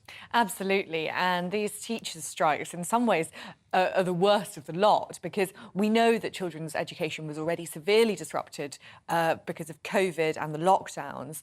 And there are plenty of children who still haven't caught up with all the learning they missed over the last 3 years. So to have them spending time out of school, and it's thought that there won't be mitigating measures in place, we might not see online learning, we almost definitely won't see volunteers and retired teachers coming back to teach. So the effect on the children will be phenomenal, but also the effect on the parents, who, of course, will have to stay off work to look after their children. And we saw again during lockdown that one of the problems with trying to, boot the economy, get the economy going again at the end of the lockdowns, were schools were still struggling with absence problems, with teachers being absent because of having COVID itself. And that meant that it was very, very difficult to get the economy going again. So Dominic Raab saying we can wait it out is all very well. And in some sectors, it might actually work. So the RMT strikes, it reports today suggesting that strikers, for rail strikers, are actually getting tired of striking. So these strikes have now been going on for months and months. There are strikers who spent 18 days on strike, which amounts to thousands of pounds in lost wages. And although at the beginning of the strikes, only 1 in 4 RMT workers were prepared to cross the picket line to go to work, 1 in 20 RMT workers were prepared to cross the picket line. Now we're seeing 1 in 4 prepared to do that. So in some sectors, it could be that waiting it out works fine. But in others, ambulances, say, or teachers, it's very hard to see how the government can continue to hold that line with the consequences that we're seeing all around us. And I mean, especially, you know, you're talking there about ambulances and teachers. It's not just about pay, is it? It's about retainment. It's about recruitment as well. I believe, actually, that we have our next guest on the line, so I might come back to you on that point, Olivia. So bear that in mind. Stay with us, because joining us now is the Shadow Financial Secretary to the Treasury, James Murray. Good morning to you, and thank you so much for joining us. So I believe that you're here to talk about the energy price cap, and we are going to be speaking about that in just a moment. But we are now talking about the teachers' strikes, which are coming up on the 1st of February. So I do want to get your thoughts on that and how Labour would deal with this crisis in teaching. Teachers say that they're struggling to recruit and retain staff. They want a salary to match inflation. What would Labour do about this? Look, our approach to the industrial action, which is coming in education, is similar to our approach for other industries, other sectors, which is to say, you know, if we were in government, we would be getting around the table. We would be making sure trade unions and employee representatives were around the table and striking a deal to avoid strikes going ahead, because no one wants strikes to go ahead. You know, the general public don't want strikes to go ahead. Workers don't want strikes to go ahead, and the government shouldn't want them to go ahead either. And if we were in government, we would be doing everything possible to get around the table and strike a deal to make sure that strikes wouldn't go ahead. With the greatest of respect, that doesn't mean anything, though, does it? I mean, it's an argument you've used with things like the RMT and with nurses, where negotiations weren't necessarily happening. 6 hours of negotiations yesterday. They are getting round the table. They are talking.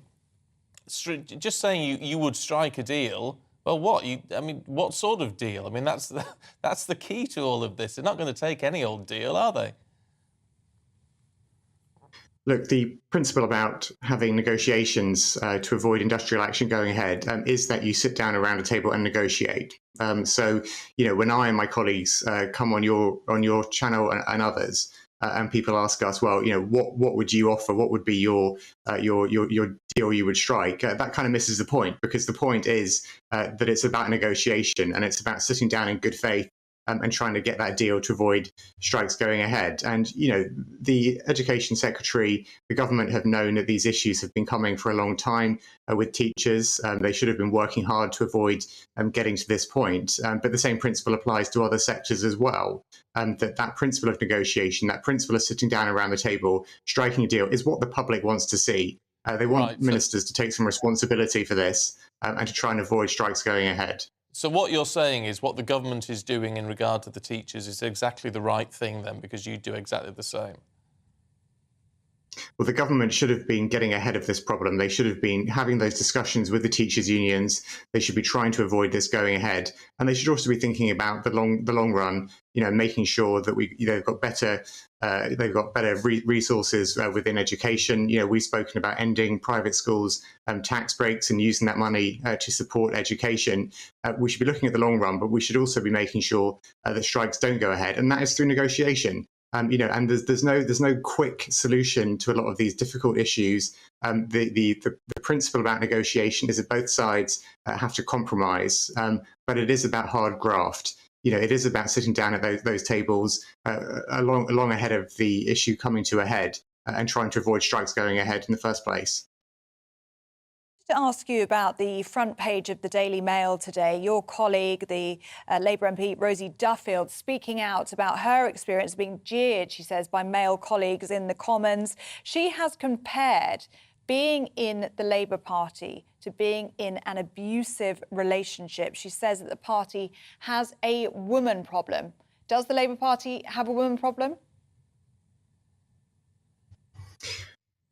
This headline that you referred to and the debate which it connects to has been, you know, a really difficult debate in Parliament over the last week. I think, you know, from my point of view, it's very important to reform the gender recognition process. It's something that needs to be modernised. It's something that the Labour Party is committed to, but it's a very sensitive topic, and it deals with refers to a group of people, trans people, who are very marginalised and obviously subject to a lot of transphobia and so on. It needs to be dealt with very sensitively and carefully. And I think what's really sad about the debate this week is that trans rights have been used as a political football by some. You've got women who want a reassurance over safe spaces, not getting that reassurance. And also you've got a row over devolution at the same time. And actually, what this debate, what this very difficult issue really needed was for the Scottish and UK governments to get together and come to a way through this thorny issue, this difficult issue, this delicate issue that needs to be discussed with goodwill and level heads. And that's not what's happened. There's been a failure of leadership from the Scottish and UK governments on this delicate issue. What and when you with that criticism, then do you level that criticism at Rosie Duffield as well? Well, look, I'm not going to start having a go at individual people in this debate, because I think the whole debate has actually not served the purpose that I believe it should. What we want is a modernisation of the gender recognition process.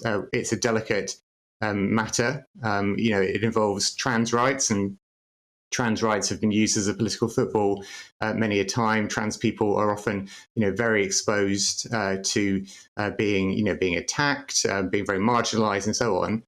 There are also women who are concerned about single-sex spaces and seeking that reassurance. And as I said as well, there is the whole row over devolution, which is folded into this debate as well. And what needed to have been done is for the Scottish government and the UK government to sit down with level heads and goodwill and come to a way through this issue and try to modernise the law in a way that is respectful for trans people and gives women who are concerned about single-sex spaces the reassurance that they need too. When you say it's been used as a political football, I think a lot of people would agree with you on that. Do you think, are you of the mind then, because I want to clarify some of this, are you of the mind that Nicola Sturgeon has done anything wrong here? Because there is an argument to say she's pushed this through because she knew this would happen in Westminster. Well, I think that the Scottish government should bear some responsibility for the situation we're in, alongside the UK government, because I think that, this has been coming for a long time. This is not something that has, just appeared out of nowhere. We've known this is coming.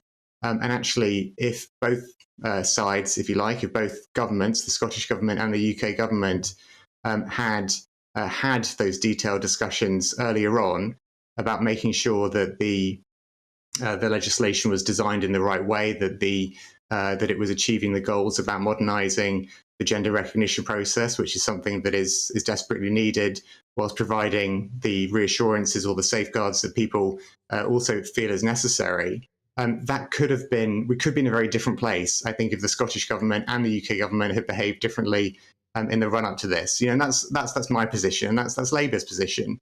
In that, if we had, if we were in government, we would have had those discussions, many weeks and months ago, to avoid it coming to a head in this way that I think hasn't really helped anyone. I don't think it's done anyone any good to have this row in this way. Labour have been very busy in the past few weeks, haven't they, outlining policy, outlining their plans for the NHS, for schools. But we'll talk about the NHS for the moment.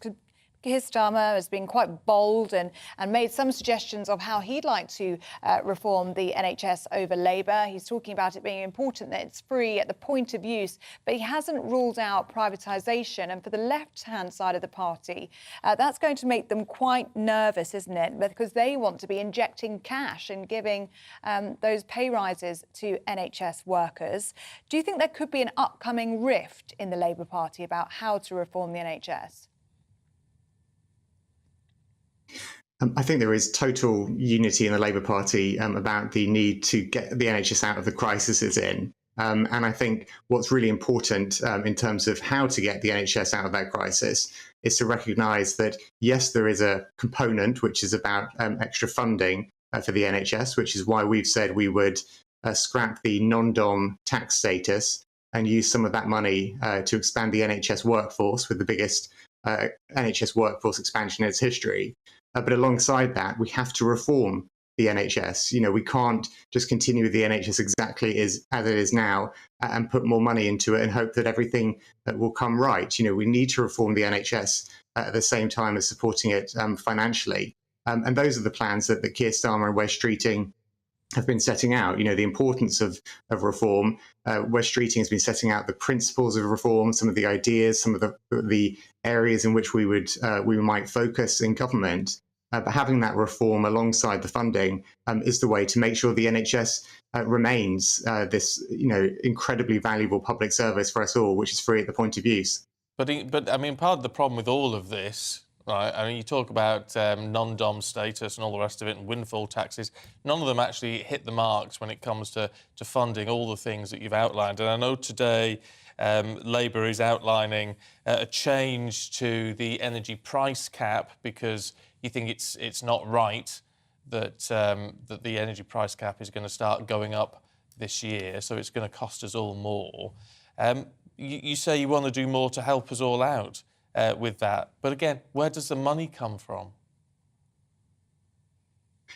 Every policy that we've set out is fully costed and fully funded. You know, if I can just briefly point out, you know, you mentioned the NHS workforce there, the non-dom tax status. There is independent research by Warwick University and the London School of Economics, which shows that scrapping the non-dom status would raise £3.2 billion a year. We would use some of that money to go towards the NHS workforce expansion plans that we've set out. So that is fully costed and fully funded. Now, when it comes to the energy situation, the energy prices situation that families across the country are facing, we've set out that we would strengthen the windfall tax. Now, the windfall tax is something that we've been calling for since over a year ago, since January last year. Yet every time the government has introduced elements of a windfall tax, they've left loopholes or they've left weaknesses in it, which we think should be strengthened or the loopholes closed. Now, the three different things that we think should be strengthened at the moment is, firstly, the rate should be increased slightly, so it's in line with that which is charged in Norway. We believe it should be backdated to January 2022, which is when we first called for the windfall tax and when oil and gas giants were making record profits. And we believe the investment allowance, which is essentially a way of giving a tax cut for companies who are putting money back into North Sea oil, that should be got rid of because it's not the right way to spend public money. And if you took those three measures to strengthen the windfall tax, make it a proper, effective windfall tax, that would raise just over £13 billion over this 2-year period. And we're saying some of that money should be used to keep the energy price cap from April at its current level of £2,500 rather than it rising to £3,000, which is the government's plan. Now, that would give immediate help to people in the months ahead from April onward. But alongside that immediate help, we're also saying that we should invest for the long run. And for us, that means two things. Firstly, investing in insulation in people's homes so they're more energy efficient. And secondly, investing in clean and renewable energy sources. And together, that insulation and clean energy would save households £1,400, and that would be a permanent long-term saving. OK, well, look, James Murray, we appreciate you having a good long chat with us this morning. It's really good to talk to you. Thanks very much indeed. Thanks a lot. Well, still in the studio with us is we our... put him through his We paces, really Olivia, didn't we? Yeah, you absolutely did. And it was really notable, actually, that I've been sort of quite impressed over the last couple of weeks to see all of these shadow ministers coming forwards with these bold reforming plans that we were talking about earlier. Wes Streeting for the NHS, Bridget Phillips, Shadow Education Secretary, on childcare, Jonathan Ashworth on welfare.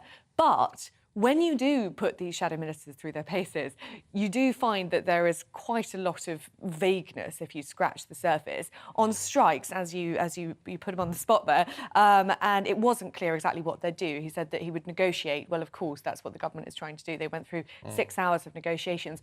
On this gender reform issue, I think that this could be a real problem for Labour leading up to the election, because we saw James Murray there saying that he does believe that the gender certificate process needs to be reformed.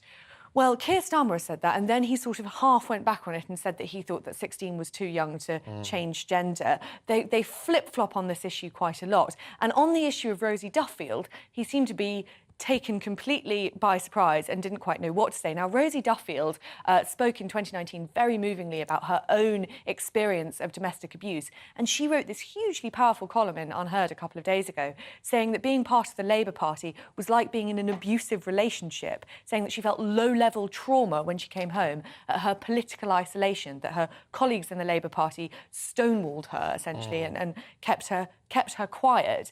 And when you see James Murray there, not actually going...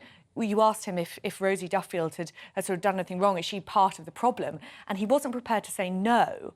I think that could be a big issue for Labour further down the line. There's a feeling that Labour has a woman problem, which started in the Jeremy Corbyn era, and I don't think that's quite gone away. So I think that is an issue. No, it's interesting, isn't it? I mean, but amidst all of this, I mean, what I thought was really interesting is when you say, well, you're talking about, you know, dealing with the strikers and you know, coming up with these plans to save us all money and all the rest of it. Great. Everything's fully costed, he says. Is it? I'm glad you raised that, because everything's fully costed. They have admitted that their childcare plan, which is a huge reform, it would be free childcare for all parents between 0 and 11, copying a model that's in place in the Baltic states. They've said this week that that isn't fully costed yet. So I don't quite know why he's saying that. Then on other plans, I mean, they talk over and over again about scrapping non-dom status and how this will raise $3.6 billion. That's a figure that you can come to by some means of calculations, but most economists would say that it wouldn't actually work out like that because, you know, the textbook calculations aren't how things really work in practice. It wouldn't, even if they were to raise $3.6 billion by scrapping that, it wouldn't fund the pledges that they've made for the NHS entirely. So there is a gaping hole there. And in terms of the clean energy plan, it isn't quite fully costed either. So they have these headline catchphrases. The non-dom status is a good example of one that sort of suggests that their plans are costed, but I think that belies the truth a little bit. So what I'm seeing here is essentially a reforming opposition with big plans, but as we head up to the election, they will be asked more forensic questions, and it's not quite clear yet that they've got a handle on those. Okay. Olivia, thank you very very much much. indeed. Oh, gives us plenty to think about. Right, let's bring you up to date with other stories that are taking place today. And Western allies have agreed to provide more weapons to Ukraine, but haven't made a decision on providing battle tanks. Around 50 nations met in Germany yesterday, with pressure on Berlin to send its Leopard tanks, which are widely seen as the most suitable for Ukraine. Meanwhile, the United States decided not to provide its Abrams tanks to Ukraine yet. Former Health Secretary Sajid Javid says patients should be charged for GP and A&E appointments. He said it would help the NHS ration its finite supply more effectively. He also said the appreciation for the health service has become a religious fervour and a barrier to reform. The Minister for Women and Equality says gender self-identification puts women and girls at risk. In the interview with The Times, Kemi Badenoch said sexual predators will exploit any system that says you can just say you are what you are. But she also argues stricter rules help to protect trans people who should not be conflated or associated with predators. New figures show average waits for NHS dental treatment in Scotland have increased in 12 health boards in the last 3 years. Scottish Liberal Democrats found one patient had to wait more than 3 years. The Scottish Government said they're working on addressing the backlog.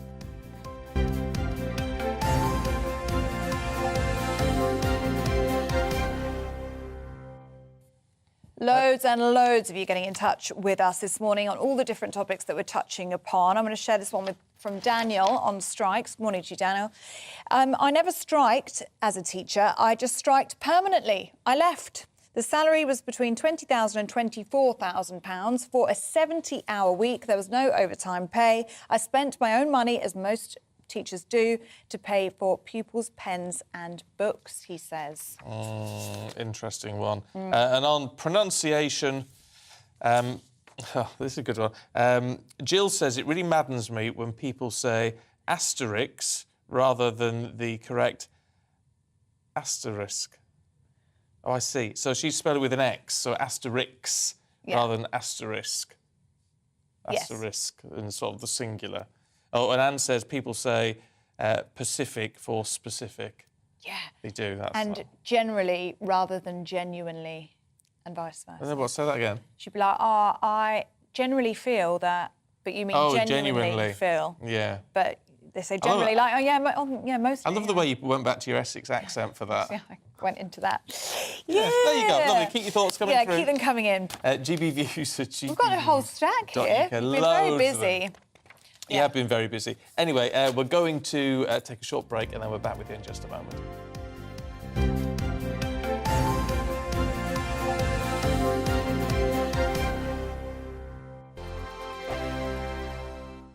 Monday to Thursday nights on GB News. At 6, it's Dubes & Co. 7 o'clock, Farage. At 8, join Mark Stein. And at 9, Dan Wootton Tonight, followed by headliners. On TV, radio and online. This is GB News. Here on GB News Live, we'll be keeping you in the picture, finding out what's happening across the country and finding out why it matters to you. We'll have the facts fast with our team of reporters and specialist correspondents. Wherever it's happening, we'll be there from 12 noon on TV, radio and online. GB News, the People's Channel, Britain's news channel. We are GB News, the People's Channel. Why not take us home with you by visiting the GB News shop at gbnews.store? You'll find all the official merchandise, a really good present actually for yourself, your friends or your family. We ship across the UK mainland at no extra cost. GB News, the People's Channel. Join my show Farage, 7 p.m. till 8 p.m. Monday through Thursday. And there you will get opinion, analysis, debate, and I'll cover stories that nobody else dares to touch. You've been cancelled. Join the club. Oh, my goodness me. And then for the last 15 minutes, talking pints. We're over a drink. We have a civilised conversation with someone. We very often disagree, but we do it in a grown-up way. Come and join me on Farage. Monday to Thursday on GB News, it's Bev Turner Today from 10 a.m. We're going to be here for you, our GB News family, to keep you up to date, but also make you smile. The guy went from puberty to adultery. And I can't wait to bring a few of my own opinions. I have no time for cultural totalitarianism. We'll engage in passionate, but always polite debate, with your thoughts and opinions at the centre of it all. Only on GB News, the People's Channel, Britain's news channel. Hi there, it's Stephen and Anne.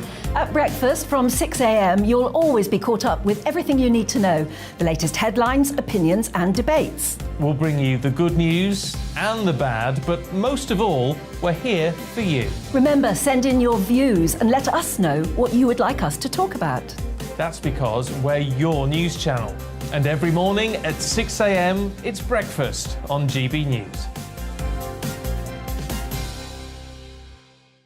Join me every Sunday at 6 p.m. for Gloria Meets. In exclusive interviews, I'll be finding out who our politicians really are and what they really think. It's something that you would never want anyone to suffer. I didn't know what channels there were. I didn't think I'd be believed. I must have weighed about 7 stone and I'm 5'8". My instincts was to sort of cover this up. I mean, clearly that was a mistake. Join me every Sunday at 6 p.m. on GB News, the People's Channel, Britain's news channel.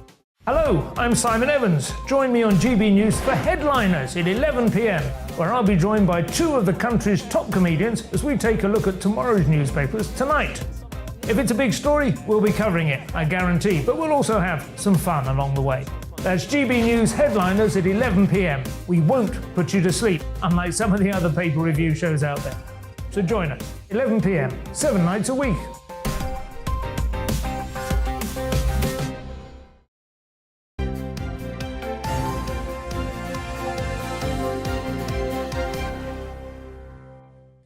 (9:29) morning to you, watching and listening to Singing Breakfast with Stephen and Ellie. We've been having a little sing in the break. We have, yeah. It's quite nice we could do a little... That's quite a nice harmony. It took me off by surprise. It was lovely. You see? Anyway, we're not as green as her cabbage. Yeah, we were Birdsong. earlier. If you listen to Birdsong, apparently it can make you feel positive and good for 8 hours afterwards. Yeah, and that did get a lot of you talking. I'm not going to be able to find them now, am No, I? I can get a But copy lots of of you like that, so that's good.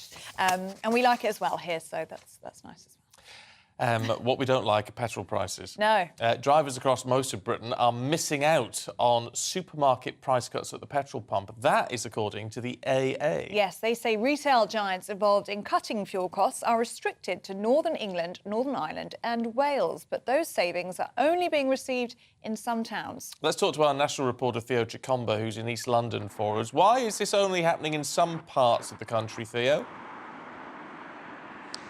Good morning. Well, where I am at the moment, fuel prices here, for fuel it's 1.44 pence and for diesel it's 1.62. And why this is happening is because retailers, according to the AA, are able to get away with it because price transparency in the Competition and Markets Authority recommended to the government in October doesn't exist yet. So there isn't that overall arching where we can sort of get similar prices for fuel across the country.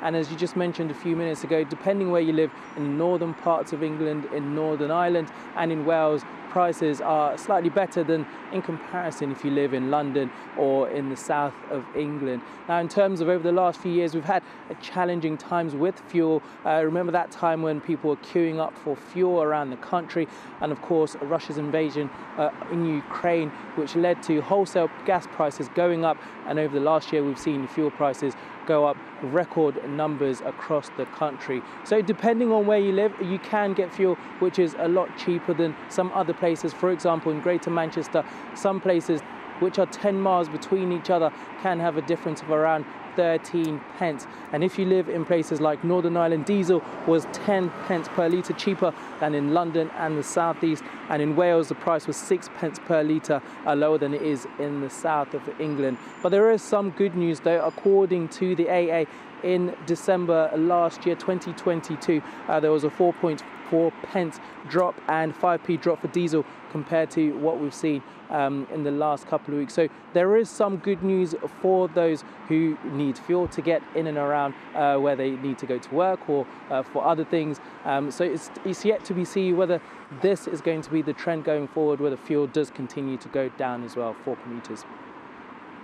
Theo Chicomba, thank you very much for bringing us that update. Seems that petrol prices are getting you all talking this morning. Scott says, looks like petrol is a lot cheaper in Hamilton, Scotland than it is in England. I drove to York last weekend for the half marathon. Discovered it was 10p a litre more expensive than Hamilton. Yeah, Val says, I use an app to check diesel prices near me, so when I'm out, I call it at the cheapest. Yeah. Very sensible too. And it gives you that sense of glory, doesn't it? Just finding the cheaper petrol, like, yes. Yes, I'm only paying £1.50 a litre. Oh, joy, it's ridiculous, isn't it? I know. Anyway, look, don't go anywhere. Much more to come, including how Andy Murray is getting on the Australian Open.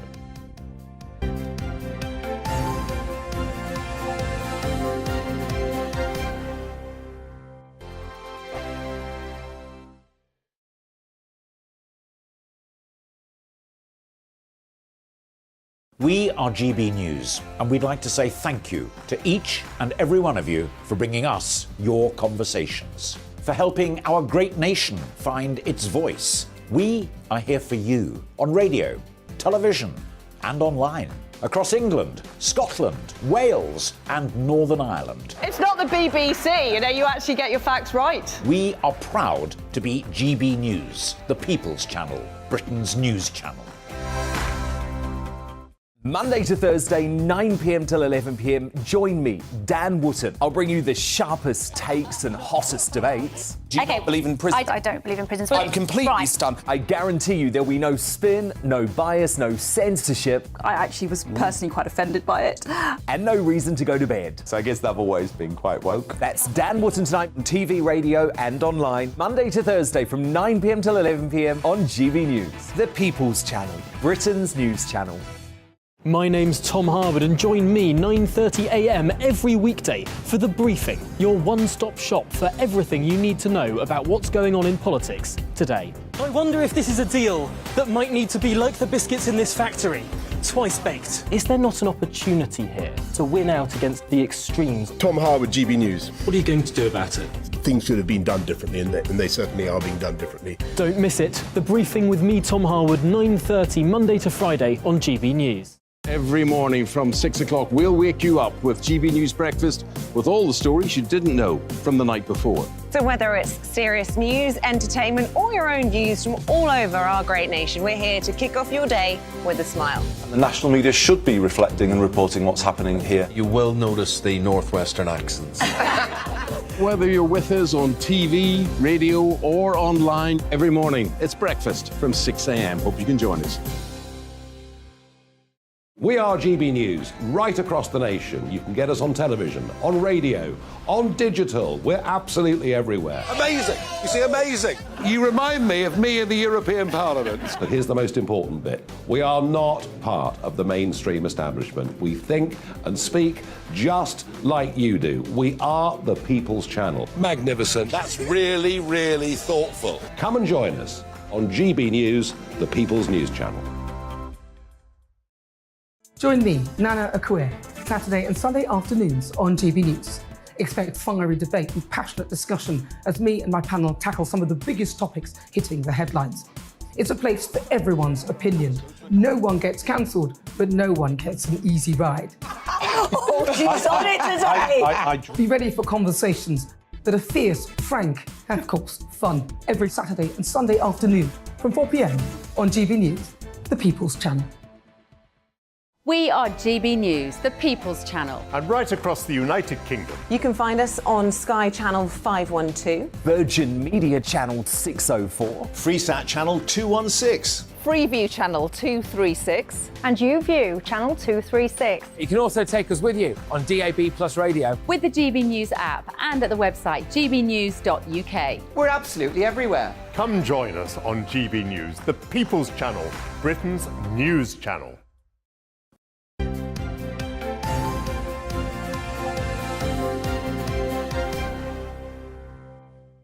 9:36. Good morning to you watching and listening to Breakfast with Stephen and Ellie. And we're now joined by Aidan McGee to take us through this weekend's biggest sports stories we've got to talk about, the tennis down under.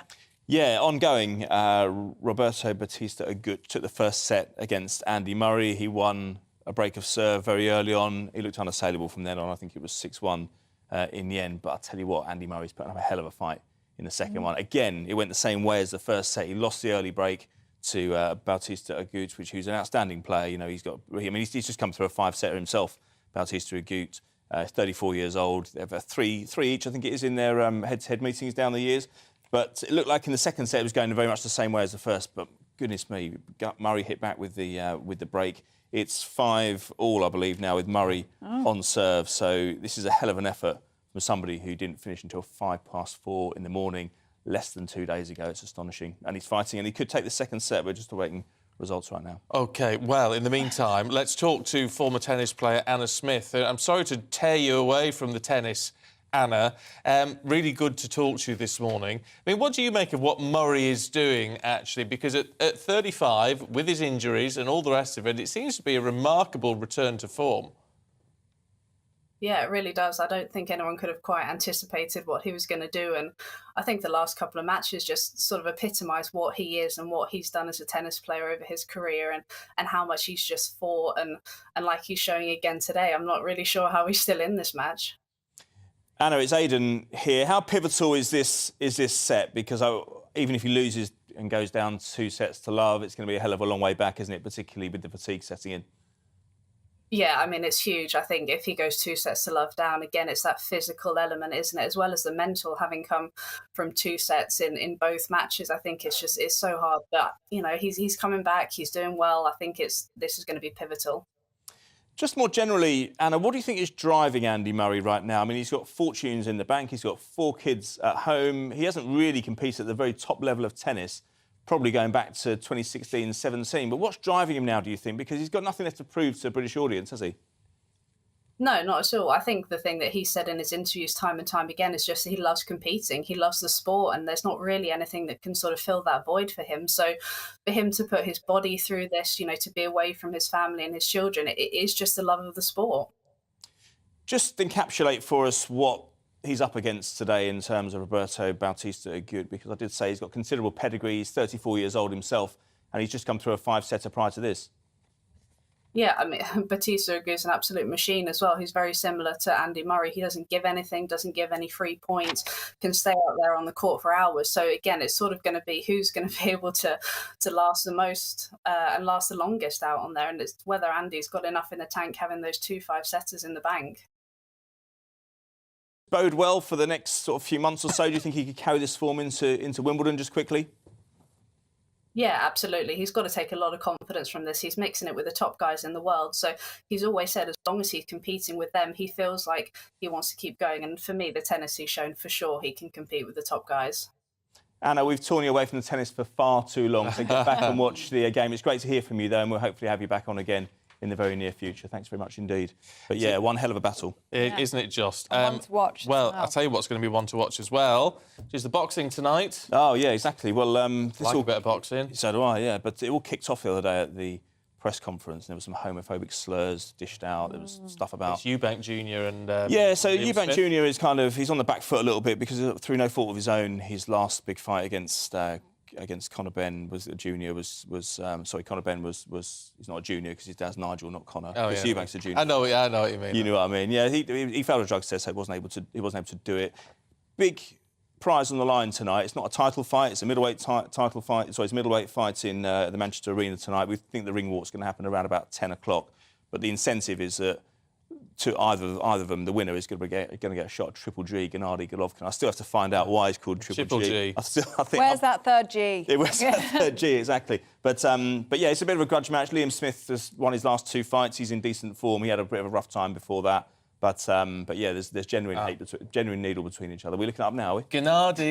Gennadievich Golovkin. Oh, there we are. So it's an Ovich in a way, then, isn't it, in the middle? Yeah, we've had an Ovich. No, it's Gennadievich Golovkin. So it's it is 3 Gs. Wow. So this is I'm the sports reporter's being educated. Yeah. It should be a decent tear up though. Seriously. 37 knockouts. Yeah. 42 wins out of 45 fights. He's the outstanding. He's a generational talent in that division. There's no question about it. But having said that, if Eubank Jr. can win tonight at the age of 34, he's got a reasonable chance going into that. He will certainly make life interesting for Triple G because Triple G, as he's now universally known on this desk, he's not been in great form in the last year or so. Yeah. So it might be an opening. But, as I say, Eubank Jr. has to overcome Liam Smith tonight, and that's not going to be easy. No. OK, Aidan, thank you very much indeed. Time for a bit of showbiz this morning with our very own Stephanie Tetchy. I don't know what camera you're on. There you go. There she is. Because we're talking celebrity hair transplant. Transplants, yes. It was a bit of a shock on Instagram yesterday when Lee Mead, who stars in Holby City and Casualty, when they were still on air. Is this technical a dream coat? Yeah. Denise Van Outen's on Yeah. And he's got lovely curly brown hair, but he looked unrecognisable, and he shared a video of him sitting at an airport with a shaven head, and he said he admitted and revealed that he had gone for a hair transplant in Istanbul. He said that he'd done it because he wanted to build up his self-confidence about losing his hair, and obviously with hair transplants, what they do is they take the follicles from a donor site and they put it in the area where it's thinning.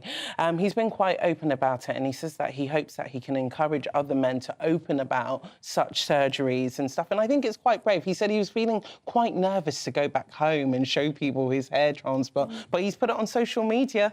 Well, all well and good that he's talking about. I tell you what, though, you go to these cheap ones in Turkey like that, where they do shave your head. Yeah. Because if you have it done over here, they tell me, well, because I had it done, and they said, no, you've got to grow your hair. You've got to grow your hair for 6 months. Oh. So actually, my hair was longer, not shorter. Oh. So he could have kept his curls. That sounds better, because right now he, even though he has gone for the surgery, he looks... Have we got a video? I think we do. But he looks quite scary at the moment with all the markings and stuff. And you have to wait for it to grow back, and it takes, like, almost a year. It takes a year to get it properly back. Yeah, and he's not the only celebrity who's gone for hair transplants, because we've had people like Wayne Rooney, who at the age of 25, he started suffering like premature balding, and he spent almost £30,000. And he said it was quite a big insecurity for him, and it's all about image. I know a lot of people make a big deal about women, images, and all the different things we do, but I think for men and hair transplants, so this is Lee, Oh, that's them drawing the lines. Oh, Yeah.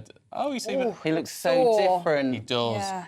Mind you, can see it because there's a lot of work done on top, so you can see he's actually was losing a lot. Yeah. The problem he's going to have is that you get all these little new hair, black hair, and you think, oh, great. Yeah. They drop out after about a month. Why do they drop out? Well, because they sort of embed the follicle or whatever, but then that hair drops out, and then you've got to start wait for it to grow back. It's a bit like baby hair. Yeah. So it's when that drops out, you think, oh no, it hasn't worked. You're back to square one. I know, so you've just got to be patient. It's a fantastic thing. I mean, I loved having it done. Yeah, and I think it's so good that men can be open about such things because it's really, you know, for men who've spoken about it, including Gordon Ramsay as well. He's spent. Has he had it done? He's had it done. He spent £30,000. When he was getting all his success in America, he said apparently Simon Cowell said that he should get some surgery done, and he's had his Hollywood teeth done. He's had fillers under the eyes. I don't know if Simon Cowell should be talking about surgery.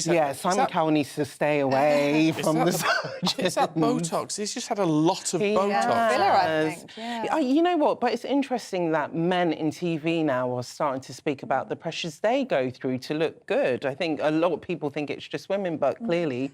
But that's what I think is so good about Lee Mead, because there is so much to do. I mean, you talk there about female body image, and we talk about that a lot, and women do so much to kind of keep their beauty, don't they? Yeah. But for men, their hair means so much, doesn't it? And losing your hair does make a lot of men feel really self-conscious. So I think for Lee Mead, who's someone who's famous for his hair, to talk about this journey openly and to share it, I think it's really brave, I think it is, yeah. and I think it's a confident booster for other men who are going through such situations, because I think people don't expect men to have insecurities, and they do. Yeah, we do. Do you have any regrets, Stephen? No, I love having it done. I do, because it's lovely, and I've got I had a widow's peak. Oh, and it was. What's that? It's when it goes sort of back like that. Yeah. So to have these bits filled in, I mean, brilliant. Love it. I'm so pleased with it. Good for you. It's an investment worth doing. Makes me looking young-ish. Stephanie, thank you. No worries. I know you're going to stay Always there a for the time pleasure. being. Oh, excuse me. Still coughing away. Now, this is an interesting one. Be interested to get your views on this, gbnews.uk.